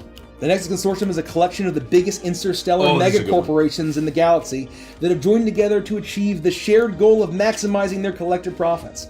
It took me a lot to not have a bunch of cheeky quarterly profits. And these companies have brought a tremendous amount of comfort and convenience to the Stardust Rhapsody, even effectively establishing the general galactic culture of consumerism that becomes increasingly that has become increasingly reliant upon them. While there are numerous corporations in the consortium, a small handful sit at the top. Nexus Financial, finance, banking, investment, and real estate. The Kyojin Energy Company, power, fuel, energy of all varieties. Gemini Group, entertainment, music, film, gaming, restaurants, and theme parks. Chimera Bionetics, bioengineering, healthcare, food production, medicine. Ivo Industries, technology, robotics, construction, labor markets. And then the Interstellar News Network, also known as INN, news, information, data, and telecommunications. And Nexus Financial. My voice is my This is password. my password. Anybody else have any requests? That's like almost. What's even left? The first chapter of 50 Shades of Grey. Chemtech. Chemtech. Oh, Chemtech. Chemtech Revolution. The Chemtech Revolution is a galactic rebellious movement that seeks to tear down all of the oppressive power structures of the galaxies, from governments to corporations. They utilize unconventional chemical and cybernetic enhancements to give them an even playing field against their opponents and employ extreme tactics to advance their aims, not caring about collateral damage. In a galaxy with so many different disenfranchised people, their message spreads like wildfire with bright colors and punk culture. Who is Null? Oh, cool. Tum tum tum. Dun, dun, dun. Cool. Dun, dun. Let's do some worlds. Let's do some worlds. Any world requests? Yeah, any world requests from chat There's some people who might know. at Nexus Financial. I don't have Xenagos in my name. I mean, a rectangle of card stuff. Goro, Paku Home Planet, Let's do Goro. Bug World, Titan 9, Tibulus, Nemato and Grebo Planet, Okay. Mavros, Mavros, Is this Mavros. Lima? Let's do Goro. Oh, I wouldn't hate for reasons hearing the Mavros one. Let's do Goro. What reasons could those be? What reasons could those be? Of course. A storming world where tempests rage across violent seas, rugged mountains, tall forests, hostile battlefields, and neon-soaked megacities. Homeworld of the Rhizo and Claudarin, headquarters of the Kuzak Syndicate. Let's go to Slima. Slima, a planet covered in putrid swamps, choking bogs, and treacherous marshes filled with exotic food ingredients sold in great market cities with towers for space transports. Homeworld of the Nematoans and Grebels. World of the Cavalon Empire. Tibulus, a mostly gaseous world with a windy surface of fluffy clouds and floating cities, and great seas of gelatinous ooze beneath the cloud cover where pipe settlements thrive. Homeworld of the Oozoids and Zephyrsah. World of the Cavalon Empire. What else do people say? Ferox.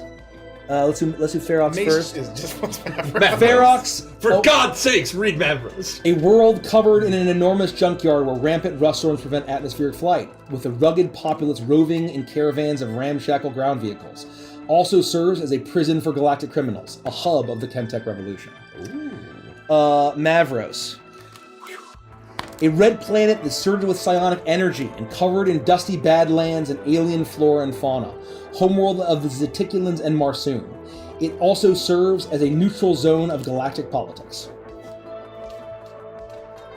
Sethrine, people wanted. A verdant and deadly world overgrown with poisonous plants and teeming with venomous creatures. With beautiful jungles, marshes of giant mushrooms, and deserts dotted with cactus forests. Homeworld of the Gorgonites, Ammonites, and Paku, member of the Solar Federation. Volks. I didn't know he did that. A haunted world with an undead world soul after the planet was killed in a necromantic ritual. Covered with huge dead forests, needle-like mountains, and vast boneyards, and crawling with undead and monstrous behemoths. Homeworld of the Skedek and Zorbrak. We went there in Yeah. Uprooterama, right? Yeah. Yeah. Volks. Sure did. What are some fun ones? What a funny time. Let's do Titan 9. Titan 9. Colossal space station the size of a small world built around one of the first ether asteroids. Filled with rigid structure, military might, and scientific advancement. Home colony of the Aetheron and Rangor, headquarters of the Grimnir Company. Hell yeah. Viridar, a heavily forested world with alpine mountains and grand rivers, surging with savage energies that affect the planet's beasts and dinosaurs. A seat of power of the Sorok dynasty and is stripped for resources and polluted by the Nexus Consortium.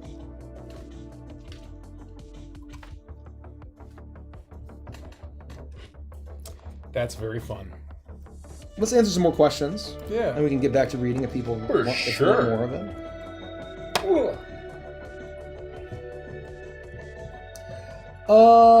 Mr. Wiz, did you ever consider 3D space combat and how fast did it melt your brain? No, and it didn't because we didn't consider it. Right? Did we ever consider it? During Overture. I think during talked about it in Overture, Overture. certain people believed that it could work. And It was something we thought. It was like the very iterations of like, oh, this would be cool to represent. And then even just when you start thinking about it for a second, you're like, what a nightmare of a system to try and build. Yep. You know, Yep. like, and how do you support it? How do you showcase it? So, it was something that crossed the mind in a time where it was like, this could be cool if it could work. Oh, it just can't work. Okay, moving on. Yeah. It just don't work. It just don't work. And that's all right. And that's all right. I had to get more questions up here as well. And if I made that determination in Overture, you know it wasn't gonna work. That's very funny. Thank you. Was the Greco Mim fanfic ever written where they go to the diner after the campaign ends? I don't know. Well, they Dan. weren't going to the diner. They were going to who knows where? Coffee? Yeah, they were going to coffee. They were It going to coffee. was, This could have been a diner. It was Torbeck and Roxy. And Roxy. We're going / Murderfang. We're going to the diner to get breakfast. Oh, that's right. Yes. Dan, I would love to get Dan's thoughts on 3D space combat. My answer, Dan, was that effectively we never really seriously considered it. Maybe, I don't know if you did, kind of before we had our deeper discussions. But I'm pretty sure that was off the table effectively immediately. I could be wrong, though. I could be wrong. You could be wrong. For the non-Avengers products at the Ennies, is there one specific one you'd recommend to us that you like the look of? I'm not sponsored right now saying this, but I love playing Daggerheart. And Daggerheart did very well and won lots of awards. And the Legend folks of the at, Mist. yeah, the folks at Darrington Press are also, they become dear friends. So supportive, so loving, so kind, so friendly, and so like very biased there, but it's also a great game. Legend of the Mist. Legend of the Mist, I just looked into. I didn't realize the art style was what it was. Oh, I was yeah. very intrigued. It's a very it is a comic book style. Yes. It's they have the whole thing is they have a. I was their very starter impressed. kit is a comic book where Yes. you learn the system via comic book. Yep.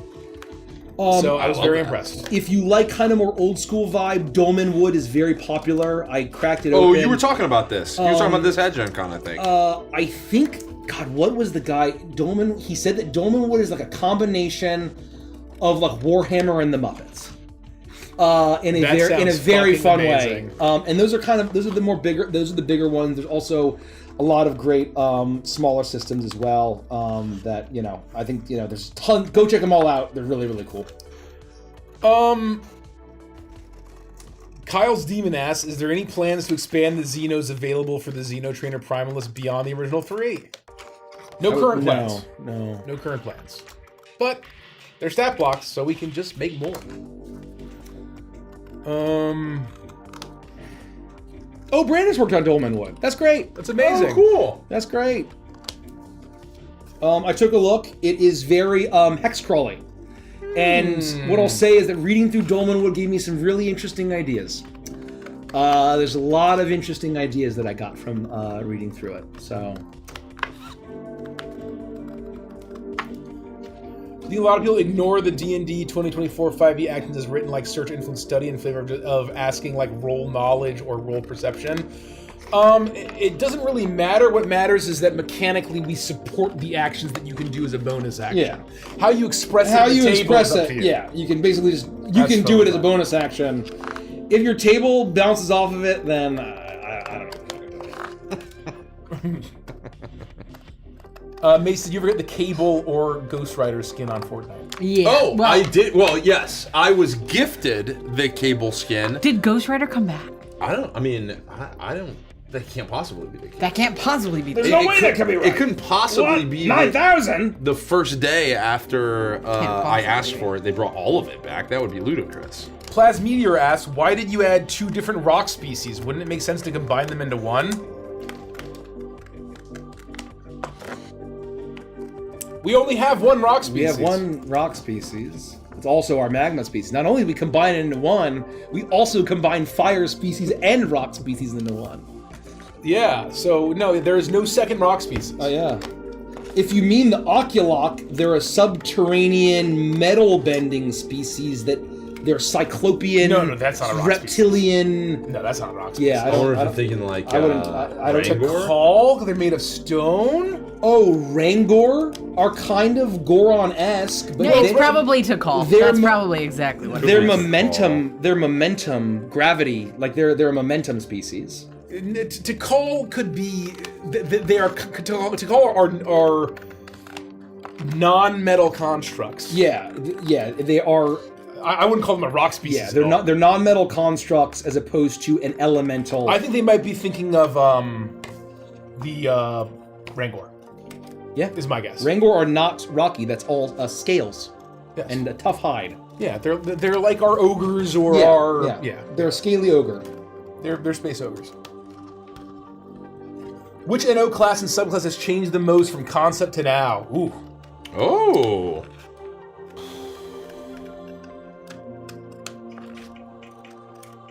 I'm trying to think, is there anything that had a concept in like the very beginning that like really got I have one. reworked? Yeah.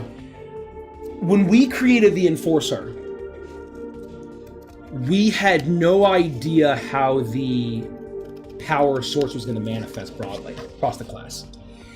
And then when we kind of had conversation, we realized, wait a minute, you can't just have like tech. Like there is a power that they have. Of what makes an enforcer an enforcer? And we're like, oh, well, it can be based on your subclass. And like, that's not good enough. And so then we're like, oh, well, you have a code that you're enforcing. Maybe they're a hypergrid base one. But the more we thought about it, the more that was absolutely fucking bonkers. It made no goddamn sense. And so then effectively what it ended up being was that we went back and forth, and that we realized that effectively that you needed to have a code that you enforced so much that there's a single moment or triggering event where you enforce, and it could be great sacrifice, it could be great triumph, it could be a loss, it could be something where you are so resolute in the code that you're enforcing that the cosmos responded and granted you this broad cosmic power. Right. And Could be Arcadia. It could be the hypergrid. Yeah. It could be Agathos, right? But it's effectively a cosmic response to a triggering event in the enforcement of your code and your commitment to your code. I think that was a big change from general initial concept. Any subclasses that changed? That's what I'm drastically? thinking. I'm trying to think, did any change from the retreat in 24? We had names change, but general concept did not Names, change. yeah. So like the Cryptus was a not recent, but that was probably the last name that we locked down. Yeah. Oh. Nikki, if you could go change this here. Yeah. Okay. Can do. Thank you. I'll just uno momento, por favor. Dan has a great answer. Yeah. This is less about concept. Well, no, it is a concept. You know, you're right. The Void Caller Was going to be our 4th pet class. right, and someone nailed it. It was originally it wasn't going to be, but then through discussions, it kind of became a pet class, and it was going to be a pet class, and that was what went into the design brief. And then as I was sitting at the table, and I think we accidentally published a piece of art of Voidbound Yornir, where he has like a little crab sidekick. Really? And I'm playing the character, and I'm like, nothing about what I'm doing right now, to me, says crab sidekick. Yeah. Right? Yeah. And so we had to basically go back to the drawing board. I'm going to and think about what's a more and basically and part of the inspiration for all of you longtime fans, if you've seen the Curse of Stradania Crooked Moon one-shot where Derek plays Caprice and Mace plays Taishan, where we play proto versions of Crooked Moon. in that? He did. He played the College of Whispers. College of Whispers. Yeah. Or Whistles. Whistles. Yes. Those subclasses were proto versions that we had written. All of that went in the trash, right? We rewrote, we redesigned all the subclasses. I mean, everything that we had gotten done, we effectively deleted and restarted. But anyway, that version of Clayton was the occultist wizard. And there was an element, there was a feature or a spell, I forget what it was, where Clayton opened this rift to basically the void. And these little, like, these creatures or reality would bend or creatures would slither out of these rifts and affect the world around these rifts. And that's what you end up seeing in the final episode of Voidbound. And God, I love where it landed. I'm in love with where it landed. Flavor-wise, it just ended up being... The art already had a bunch of little guys coming out of it anyway, not like one crab buddy. And so I'm like, well, you can't summon a bunch of guys, like mechanically as it's written, but like I want the vibe to be these creatures are spilling out or reality is warping around these rifts, and that's where we landed. And Dan killed it with the tweaks that we did. As he does. As he does. He tells us anything about the news for the music of Neon Odyssey? No. No updates.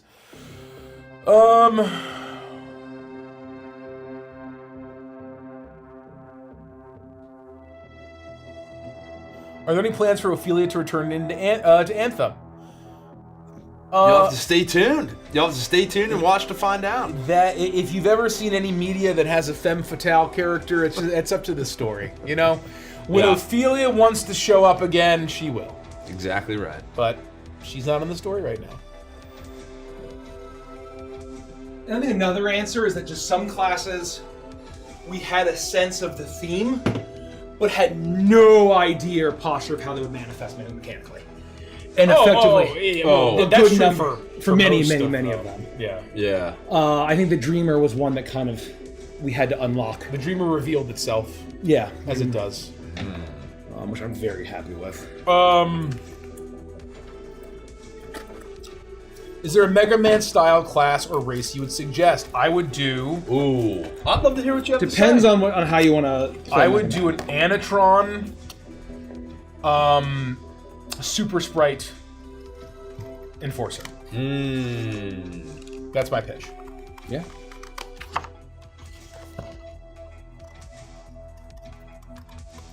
Can you use like a Buster gun as an enforcer?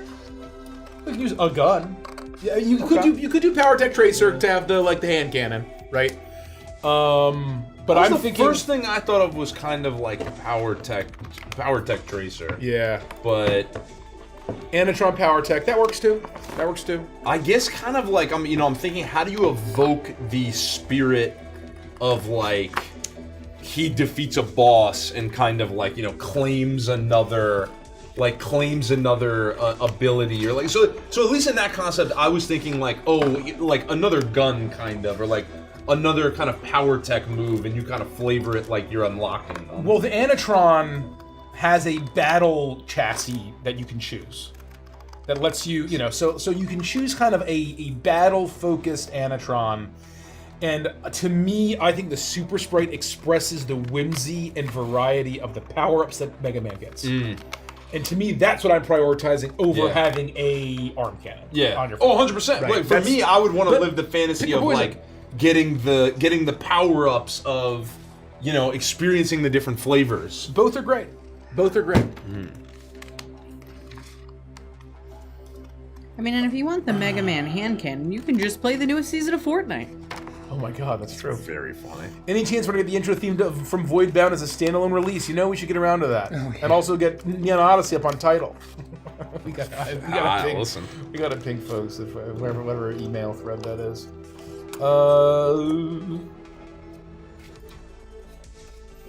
Would you have any suggestions for how to implement Palm Squadron into a campaign? I love the characters so much and want them to exist in my games I run. Just have them be mission givers. There's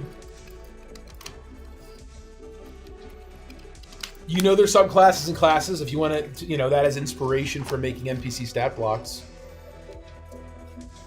I don't want to spoil anything, but I think mechanically you don't have to worry too much about heavy equipment.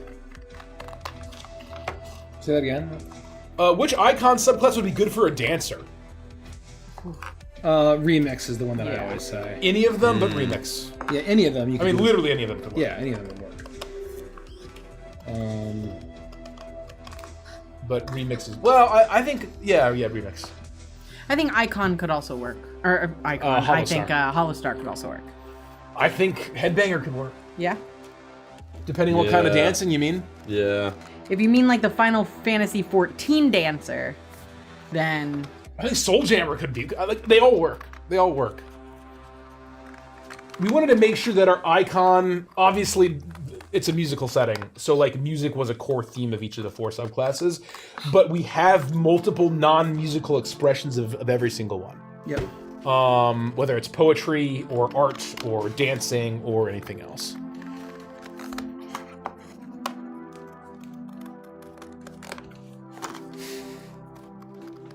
What's your favorite piece of lore you haven't dropped yet? The name of the first world. Oh, That's my answer. The name of the first world. That's really fun. That Yeah. once you have the playtest, Did it come up in Voidbound? No. No, never named it. Wow. It's not a known thing. It's not a very known thing. Yeah. Like, just to know that it exists in the first place is like crazy fucking rare. And then to learn its actual fucking name, we never learned it. He's printed really small. I don't know what I did wrong. Yeah, I think you have to say Actual size. actual size, which is different from normal, Which is regular. or regular. Yeah. Wait, what happened? They printed- We'll tell you later. Yeah, we'll tell you. Something funny happened at school. Yeah, so funny on school, right? Nikki, have you finished Howl's Moving Castle for Book Nook yet? Are you all reading Howl's Moving Castle? That's what we're reading this Oh month. my god, I Yeah. love that. Howlin' movie. Reed with his Valyrian steel shotgun. Oh, yeah, that's Let's very go. funny. Let's He'll show up with this Favorite Howl's Pokemon Moving type? Castle. Grounder Rock. Water. Probably ground. Oh. Water and flying are my 2 favorites. Fire and Ghost Oh, have nice. always been my 2 favorites. So you might enjoy a lantern. Ooh. Not lantern. Fucking chandelure. Ooh. Nikki loves fairy. Any other types you like? Ghost. Pokemon? Fairy and Ghost. Fairy and Ghost. I love that. Ghost, yeah. I'm a big Gengar guy. I've always loved Gengar. What would be better for Hulk? The Juggernaut Classic one or the Eternal? I think the Rampager. Rampager, I think, is They all surge, right? So like, it's not like the Eternal's the only one that transforms. I mean, Hulk though, you can do the Eternal. I guess it's Rampager. No, the Hulk is Rampager. Hulk, He yeah. was one of the main inspirations. He's just of the Hulk Rampager. Smash. Yeah. He's, it's not an imbued weapon, and he's literally Hulk Smash. On the Rampager slide that came out of the retreat was the Hulk. Yeah. Along with Drax and the characters from Rampage, Lizzie, Frank, Spike. Hank, and Spike or something. Something like that. Speaking of Pokemon, though, I have to ask you guys a question. Chewbacca. Because I'm finally going to replace my Jinx chair. Oh my god. With the new, I'm gonna get a secret lab, but I want one of the cloth ones. You hate that Jinx chair. Yeah, because they actually had a recall on that Oh, they chair did? because they were Okay. they, that they- specific chair? the chairs that were released during that time, the leather ones, there was something that happened with them, and they were like ridiculously hard and breaking people's backs. So my chair had a recall, and I didn't realize, and I never got it that replaced. money. But anyway, Ralph the Wolf, I'm gonna replace it. I'm gonna do one of the fabric ones, but they're very limited, like cool chairs you can select. So I could do like basic bitch, black or pink or mint. But they also have the Pokemon. So there's Pikachu. There is They're doing a Pokemon collab right now? Yeah. So there's Oh, Eevee, that's cool. Pikachu, and then who do you like? Gengar? That guy. Yeah. So which one do I pick? Call me when they have us feel. They won't. I know. Sorry. I mean, which Pokemon do you like? So I'm between. None of those are very. I'm like, they're not between. Yeah, Well, I yeah. did. Eevee Well, can evolve into Eevee. Yeah. So Eevee has Eevee's the Sylveon, obvious and answer. so there Eevee's is the Sylveon closest, on I it. think, But but I don't- the Gengar one is really cool. I mean, I'll it's, bet. Gengar's cool is as hell. one of the most popular, if not the most popular Pokemon. Is he No, really? I think he's. Well, no, I think actually Eevee is. I think Eevee. I think Oh, Eevee is yeah, way yeah, more yeah, popular. Gengar's top three. Oh, Gengar's Gengar's top certainly 5. in the top. Yeah. But see, I wanted one of the. Especially heavily merchandised. I wanted one of the World of Warcraft ones, but you can only get it in the leatherette, and I'm not doing that again. Oh, these are cloth. Yes. They're doing brand crossovers in cloth. But, That's the thing is, I never no, they want to do. couldn't do the brand. They when they first started, you could only do Yeah. the brand crossovers in the leatherette. But now they have Not a very sponsored, unless you want small. to. No, not sponsored. They have a very small Unless. collection of the chairs in cloth We get Secret Labs all that around the have table. like cool stuff. And the Pokemons are the only ones that I like. Are the Yeah. ones that are available, because like the rest is stuff like Demon Slayer and like animes I've never seen. Oh, okay. Neil So I don't know Minogue. what I mean, to pick. Pikachu is so classic. I feel like Eevee's the closest. I'd have to see him. I don't know, but whatever. like, if there's one that you see that spikes your when they fancy, put out his feel. Mila Spikes Minogue. We saw need someone to Goocat in make the Uzoid sneak decisions peek. for me. Didn't know if you mentioned your new favorite creature will be an alpha. Oh, you're asking if the Goocat will be an alpha? Yes. Oh, the Jellican, yes, that's one of the companion creature types. Jellican is going to be in the alpha. Football Blue Waters has a question from Mace. If you can say, when designing the Stardust Rhapsody Anthem merch, did Neon Odyssey affect them in any way, with it being unrevealed at the time? Not really. But we threw among the Except in stars. the concept. Yeah, I mean, right? I guess in the fact that well, that's fair. And it also used their new designs. Yeah. Well, yes. that at the time had never not been revealed. So And it was made by Wild Blue Studios. Yeah, well, I guess so. Yes. The answer's yes. The answer's I yes. suppose, yeah. Wild Blue Studios did do the art, and we had the designs from the trailer that we pulled, amongst other things. So it influenced it for sure, absolutely, art direction wise. But in terms of like, I don't know. I guess in terms of like anything else, like world overall, not necessarily, but certainly the art of the characters was absolutely influenced by Neon Odyssey. Which race would you say fits a Yoda adjacent character? The Yoda species. Yeah, Yoda species. The Tridactyls. It's really- Greeble. We don't really have a Yoda species, do we? It's a little specific. Yoggoth could work. I mean, you could do an old Globalin. I feel like you could do like a Benthos. Benthos is good. Benthos is good. Zafarsa, Yeah, you could Benthos. I mean, like, you could just do an old Globalin. do an old Globalin. Yeah. An old Globalin. Is there a race that would work for a vampire character? No. I'm sorry, Peach. I'm sorry, Peach. Yes, there's a space vampire, an energy vampire species called the Var. Yeah, we The have a Var, literal yeah. vampire species. That was a... Enjoy. That was a Just joke. joking, of course. That was a silly joke, of course, of course. Joking, of course. Poggle would work. Yeah, Poggle. Oh, Poggle's pretty good. Oh, Poggle's great. Poggle's great. I mean, what is Yoda besides just an old crusty goblin? I had a friend who wanted to know about robots in the Neon Odyssey universe. Are they like droids from Star Wars or utilitarian like in Total Recall? Or are there options for that? Basically, we have a divide. And there's a binary of do you have a soul or not. Yeah.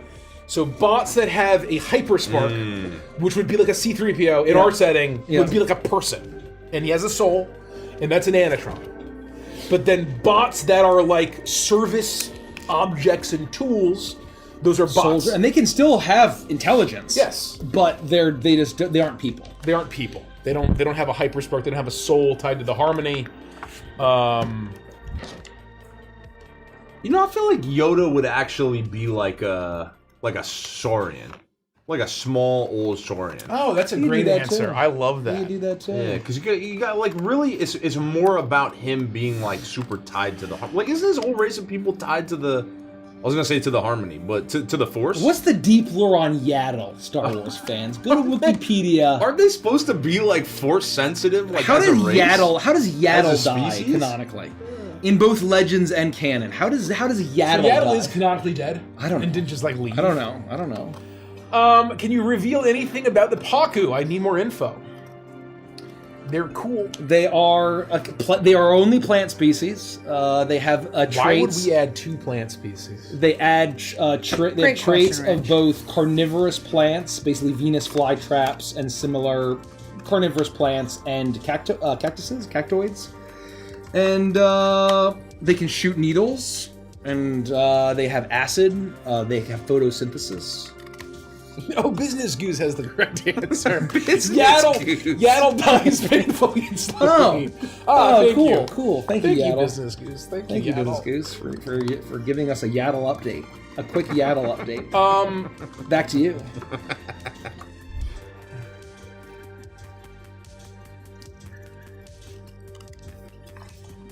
Mikey and Richie, I know that generally siblings argue or fight less as they get older, or at least that has been my personal experience. Has me wondering, have the two of you always gotten along as well as you do now? We never really had any of that fighting sibling vibes or energy. What I would say is now that we've always worked together creatively, but now that we do it as like a vocation and a profession, it's gotten better, Yeah, you know? yeah. We basically spend every waking hour together working on creative or business shit, right? It helps having a clone. Yeah, as it well sure, it as sure that. does. It helps having a It sure clone. does. We're more than the sum of our parts, which is a real hack. So if you, I highly recommend if at any point in your life you can become an identical You can twin, go identical twin. Also, Explore it. yeah, make it happen. Yaddle is killed by Darth Tyrannus. Can you believe that? Oh wow! What is it? What is it? Yaddled. What is this? What are you saying? Yaddle is a female Yoda species. species in Episode 1. And they're all wiped out by Darth Tyrannus? No, just Yaddle. You know, Are Yaddle pay is a attention. single woman. Pay It's attention. a female Oh. version. It's a character.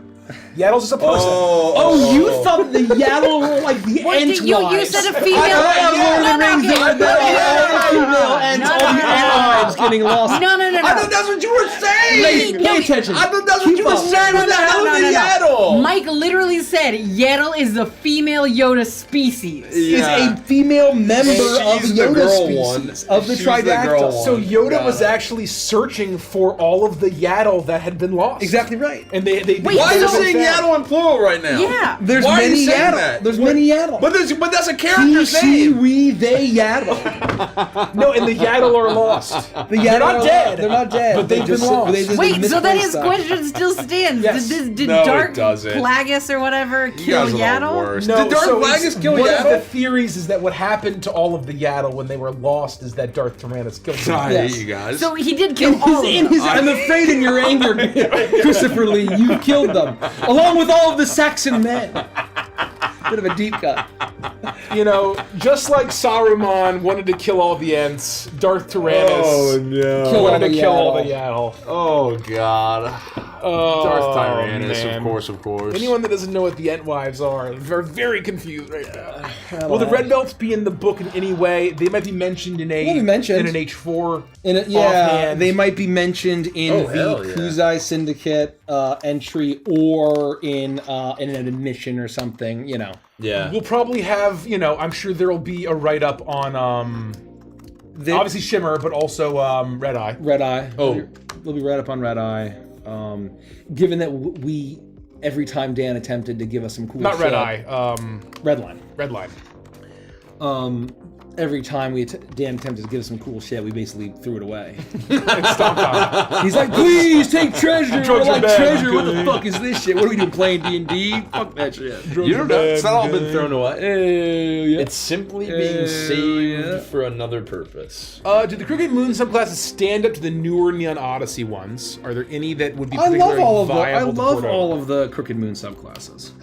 I think for any D&D subclass that exists in 5.5, I think with a sci-fi coat of paint, you could make the theme work.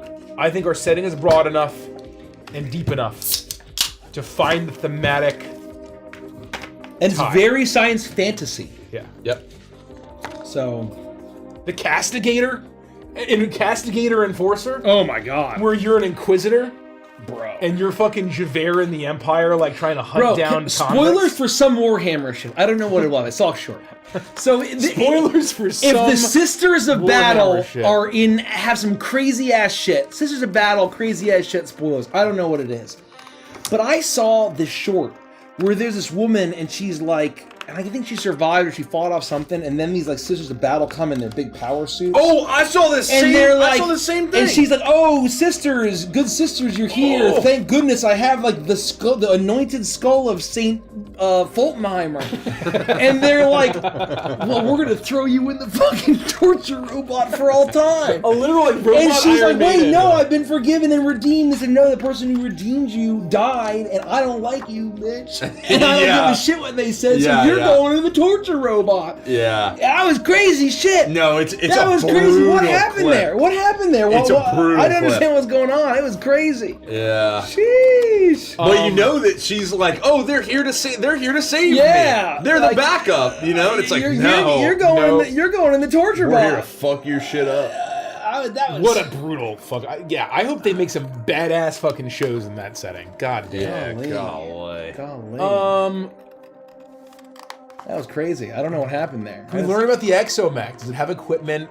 It can add like big weapons or shields similarly to the Power Suit Tracer. The Power Tech Tracer. Man, should we just share the names of the three chassis? Oh yeah, the chassis. Chassis? Chassis? Sculpture. Chassis? Ooh. Scalder. You're Oh. just mispronouncing soldier. One of them is not Scalder. I cast Scald. It's a Sculptor water and type Molly. move, but it can burn you. Yes. And I think it ignores. They have a water type Secret Labs skin for your chair, but it's Gyarados. Oh, do they? It's fine. Gyarados is possibly the greatest Nuzlocke Pokemon of all time. What's a Nuzlocke?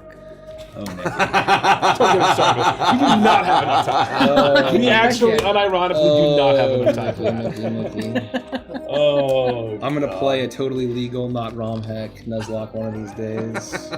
pull them up because I might, doing it off the dome, I might get them wrong. I don't know. Why don't you where it read that is. Specialized chassis? Yeah. Specialized chassis. Hold It's on. basically Pokemon hardcore, where if a Pokemon Your exosuit dies- is a weapon of war built to excel at battle, up close or at a distance. Select one of the 3 chassis options to determine what kind of exosuit you have. You can change your selection when you finish long rest. Bastion. Your exosuit is a stalwart defender built to hold the line. You have the following benefits. Don't read the benefits. Don't read the Okay. benefits, don't read the benefits. Comet. Your exosuit is optimized for speed and defeating the enemy at close combat. Comet. And then Mortar. Your exosuit is outfitted with a robust arsenal to launch artillery fire from range. Pretty cool. Pretty cool. Pretty neat. Pretty neat. So you have I'm Bastion, Comet, and Mortar. You can change your chassis. Your chassis? Do any of us play old school RuneScape? No. No. No. None of us. We Never were all touched WoW. it. I totally miss RuneScape. We were all Yeah. WoW I know kids. people love it. People say it's the greatest Well, MMO ever RuneScape made. I came think out I've seen like a after picture WoW. of it.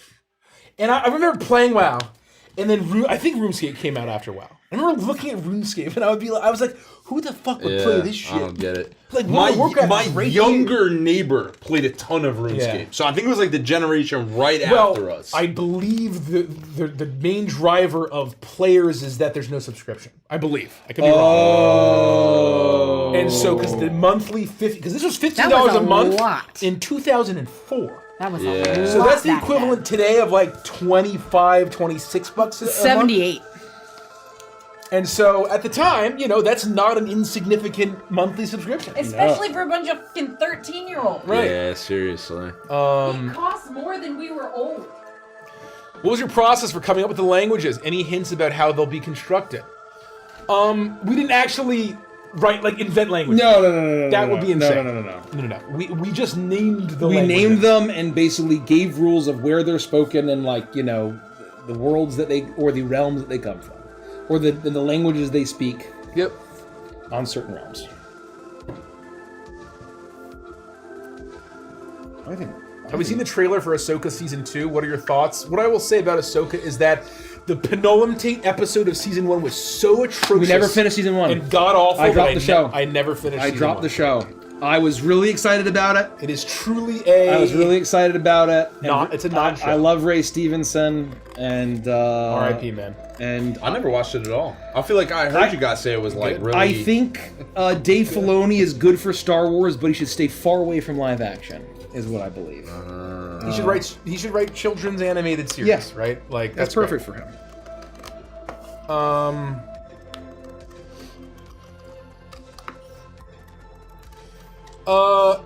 Has Camelot always had an empress or are there other monarchs? The empress is just currently who rules. There have been emperors and empresses throughout, depending on... And they're great houses. Yes. Bloated contaminator. Will the gods be more like deities in D&D, mostly staying out of the story, or a bit like Greek gods screwing things up? They won't be like going around being like, meh, I'm gonna approach this one person. So they are not ephemeral, but they are otherworldly like D&D gods, but they don't have inherent morality like D&D gods. They are an Olympian in the sense that all they care about is their domain. Yeah, you can basically have, for every god, you can have a character that is very deeply devout towards them and have them be a good character or an evil character. Would you say you're more proud of Neon Odyssey or Crooked Moon?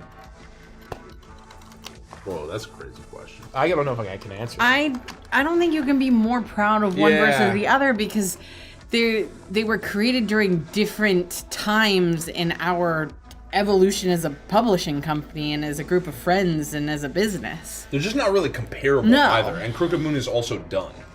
Crooked Moon is done. We still have a ton to do for Neon Odyssey.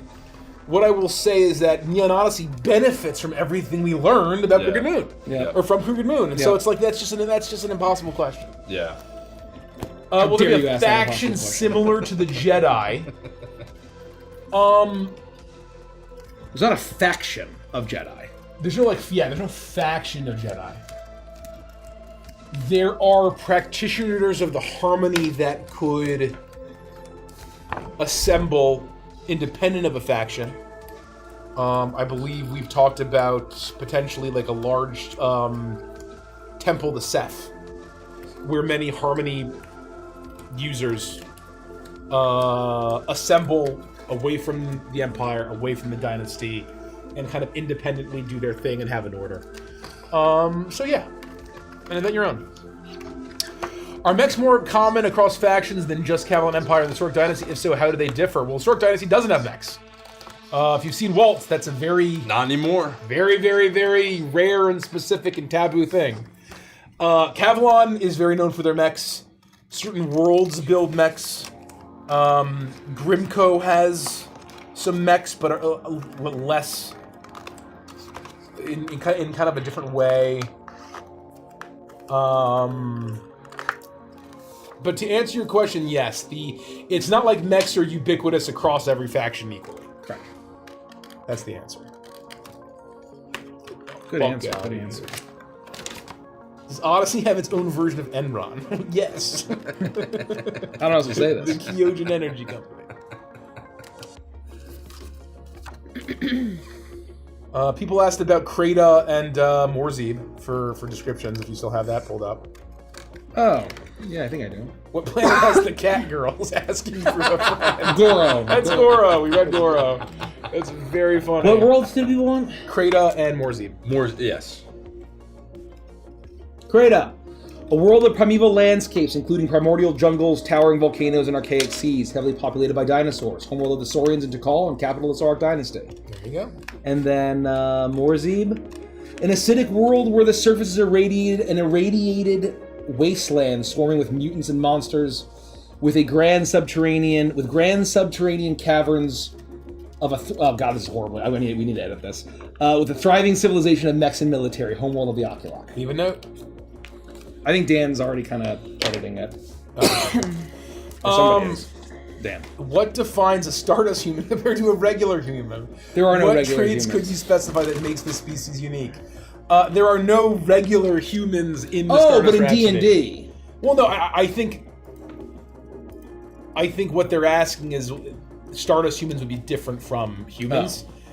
There are what a Stardust human is colloquially and as it's known in the galaxy. Those are just humans, but as a species that will exist on various VTTs and sitting next to other books where human has mechanics, we named it Stardust humans. So it's very clear that these are humans of the Stardust Rhapsody, and they come with an inherent.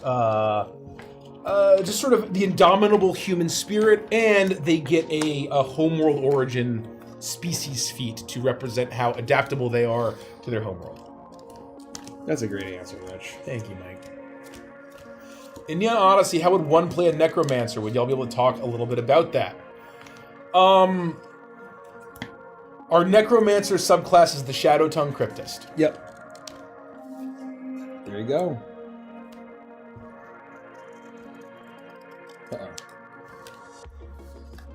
That's incorrect.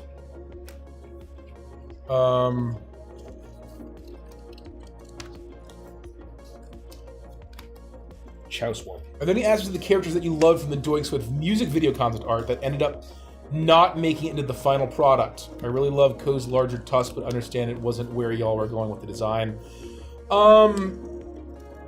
Yeah, I mean, we knew we were redesigning the characters no matter what.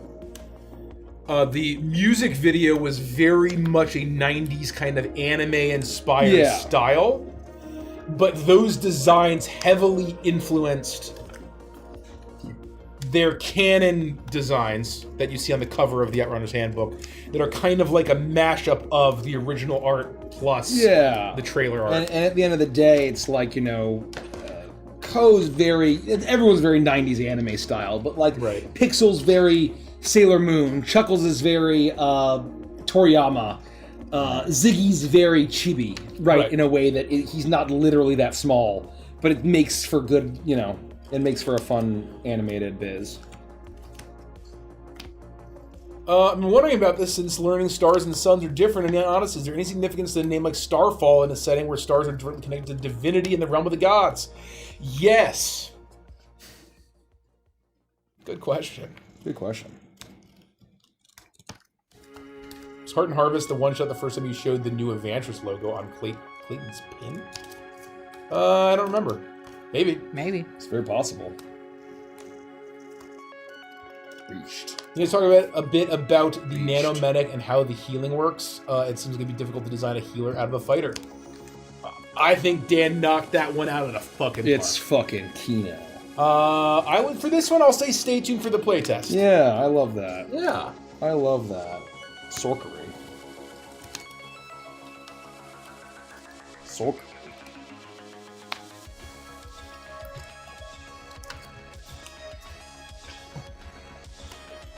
Oh, man. I don't know what that means. Huh?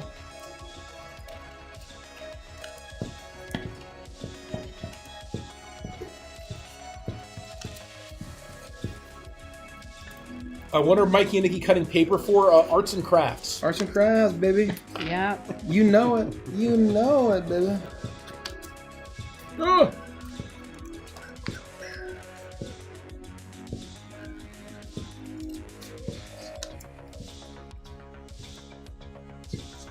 If you wanted to set up a Star Wars style adventure in NO, how would you do it? Like, how would you use the various factions?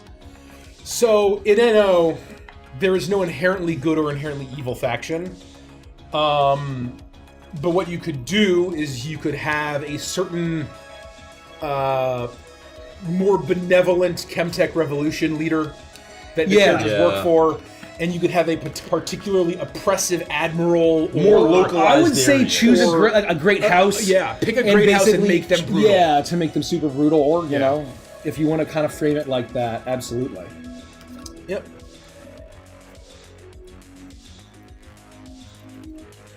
Thank you for the nice comments that folks are leaving. Really Thank you, appreciate everyone, it. for being friendly.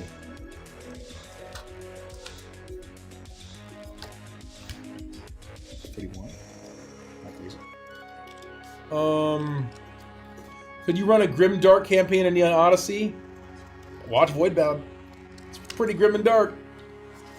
What is the Stardust human homeworld? There is none. Genovans and humans, Signians, Motlians, Dathu. Terminox, and Dathu do not have homeworlds.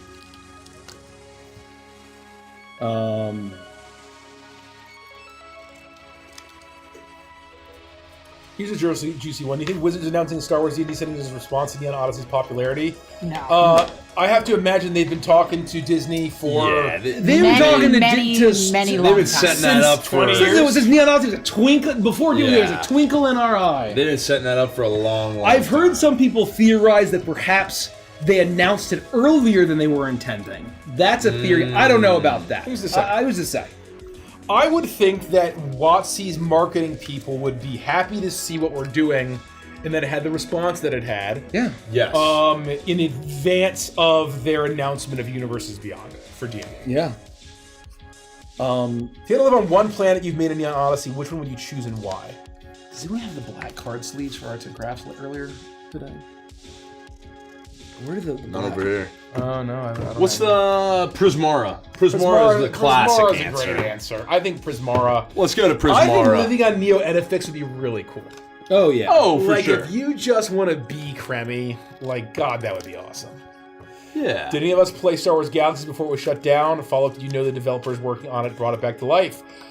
We played before the reboot. Oh yeah. We played on launch Not day. me. On I never launch played. day. Yeah, when I say we, Mike and I. Yep. Yeah. We obsessively followed it for like 3 years before it came out, and then when it came out, we played for a good year.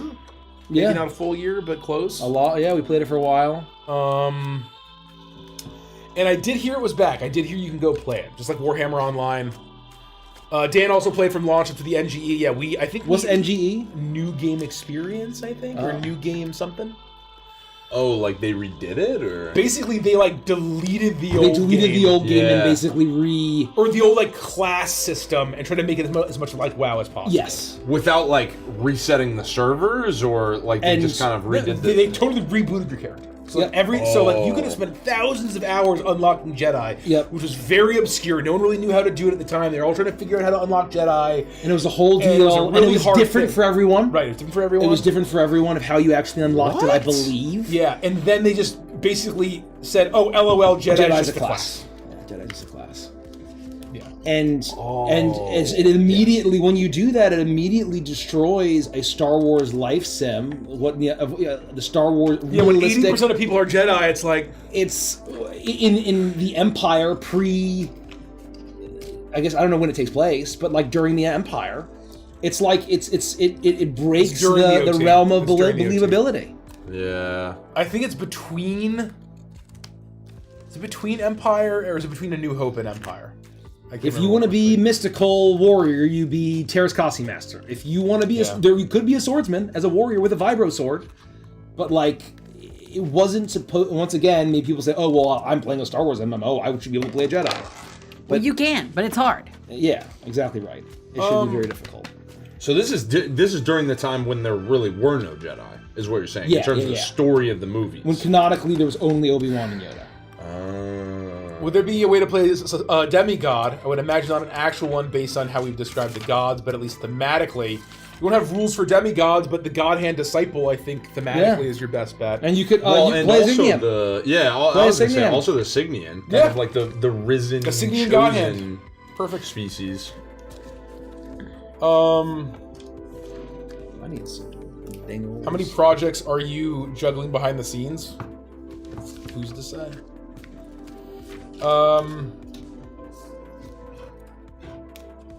What's your favorite boss or NPC in World of Warcraft, and how would you make them an NO character?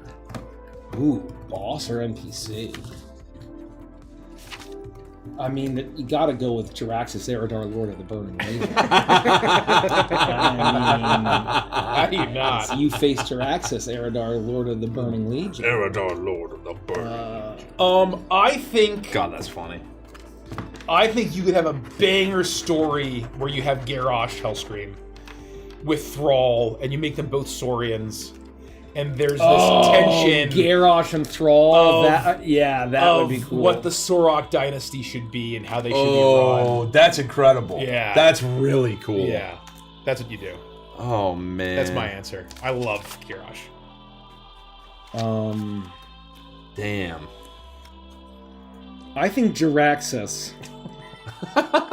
Which tone would Jiraxis, Eridar, Lord of the Burning Legion be? Probably instinct, right? I think angry. I think he's Oh, instinct. man. I think he's a big bug guy, and he just hates ammonites. And he's like, trifling ammonites, you Jiraxis, That's really instinct lord of cacophony. All right, now do Hogger. Oh, Breaker bro, of Chains. Hogger, let's go. Hogger's Rangor. On Ferox. Yeah. Oh, Some yeah. sort of like junker queen. Oh, absolutely. Yeah, that's actually really cool. What two subclasses would be great for a duo team of detectives for a crime drama campaign? I know Bloodhound would be amazing, but what about the other one?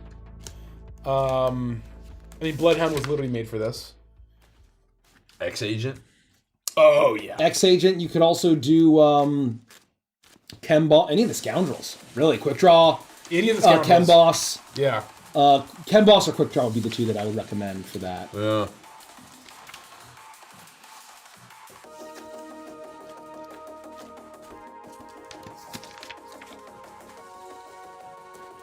Dale the Plier says, how much setting info will be in the playtest? Let's see how, actually, before art, how many pages is the setting primer? 1, 2, Then again, 3, who does? 4, 5, 6. Then again. 7 pages of the setting primer. I feel like if you have a good imagination, you should be able to easily start writing your own campaign and storylines. If you kind of pick up what we're laying down here. I need to find those dang old black card sleeves. Those dang old homunculuses. Those dang old homunculi. Would they be in a box? They might be. They were here when I sleeved up my other thing. Why don't we call it there? Yeah. Any announcements schedule-wise? We're back Saturday. Saturday. Oh, yeah. Stardust Rhapsody Anthem. Stardust Rhapsody Join us Anthem. Saturday. It's gonna be a good Wahoo one. yippee! We're going to one of the worlds that Mike read. We're on Mavros. Well, we're plummeting to the surface of Spoilers, Mavros. you don't know. Spoilers. Maybe you don't. Oh yeah, right. Spoilers. But still, join us. It's gonna be a whole lot of fun. It's gonna be. Oh, let's see if you know what I love to look to see. think. Yeah, You think that's bad? You think that's bad? we're actually on Slima. Oh my god. Why is Crooked giving me results that it's not? Doesn't take you anywhere. Doesn't take me anywhere. What the hell? Do I have to keep scrolling down? That's probably what it is. Probably got to scroll down first. And then Oh, to like populate. there we go. There it is. Let's make sure. Oh, Folks, 7. it's always fun to hang out with y'all. It's always fun to do a hangout stream. Yeah, seriously. It's always a good time. It's always a good time. It's always Chill. hanging out. I love hanging out with y'all. It's A lot of great information, time. some laughs. Unless you pronounce it Reese's, then I can't abide it. And then ban that. And then mother- ban that motherfucker right now! Oh man, what was the other thing you said that to? Ban that mother fluffer right now. It was something really funny. Yeah, it was something It was really something funny. really funny. Yeah, I wish I it was could real remember. funny. Something really funny. You did pretty good there. Every now and again. Every now and Every now again. and again, you're a bit funny. You know, People sure are You're a strange bet. these days. people sure are strange these days. Let me tell you, there's a lot of strange. Oh, it's not letting yeah, me I gotta raid. get my NPC dialogue going. Why? What's happened to you? It says it doesn't let me. Uh This doesn't let me. oh. Well. This is someone streaming pirated content. I don't want to raid them. Hold on. Let me scroll to the top. Let me scroll I back to can't the top. wait until. Oh. Is the captain live? 9, just 10. We're gonna raid the cabin. We're gonna raid the captain. All right. We got That's all the love. friends. We got Nerd Immersion, friend of ours. We got the rest of the crew. over Robert, there. the rest of their crew, awesome fellas. Awesome Good night, fellas. everybody. Good night. See you on Good night, Saturday. everybody. And Love you then guys.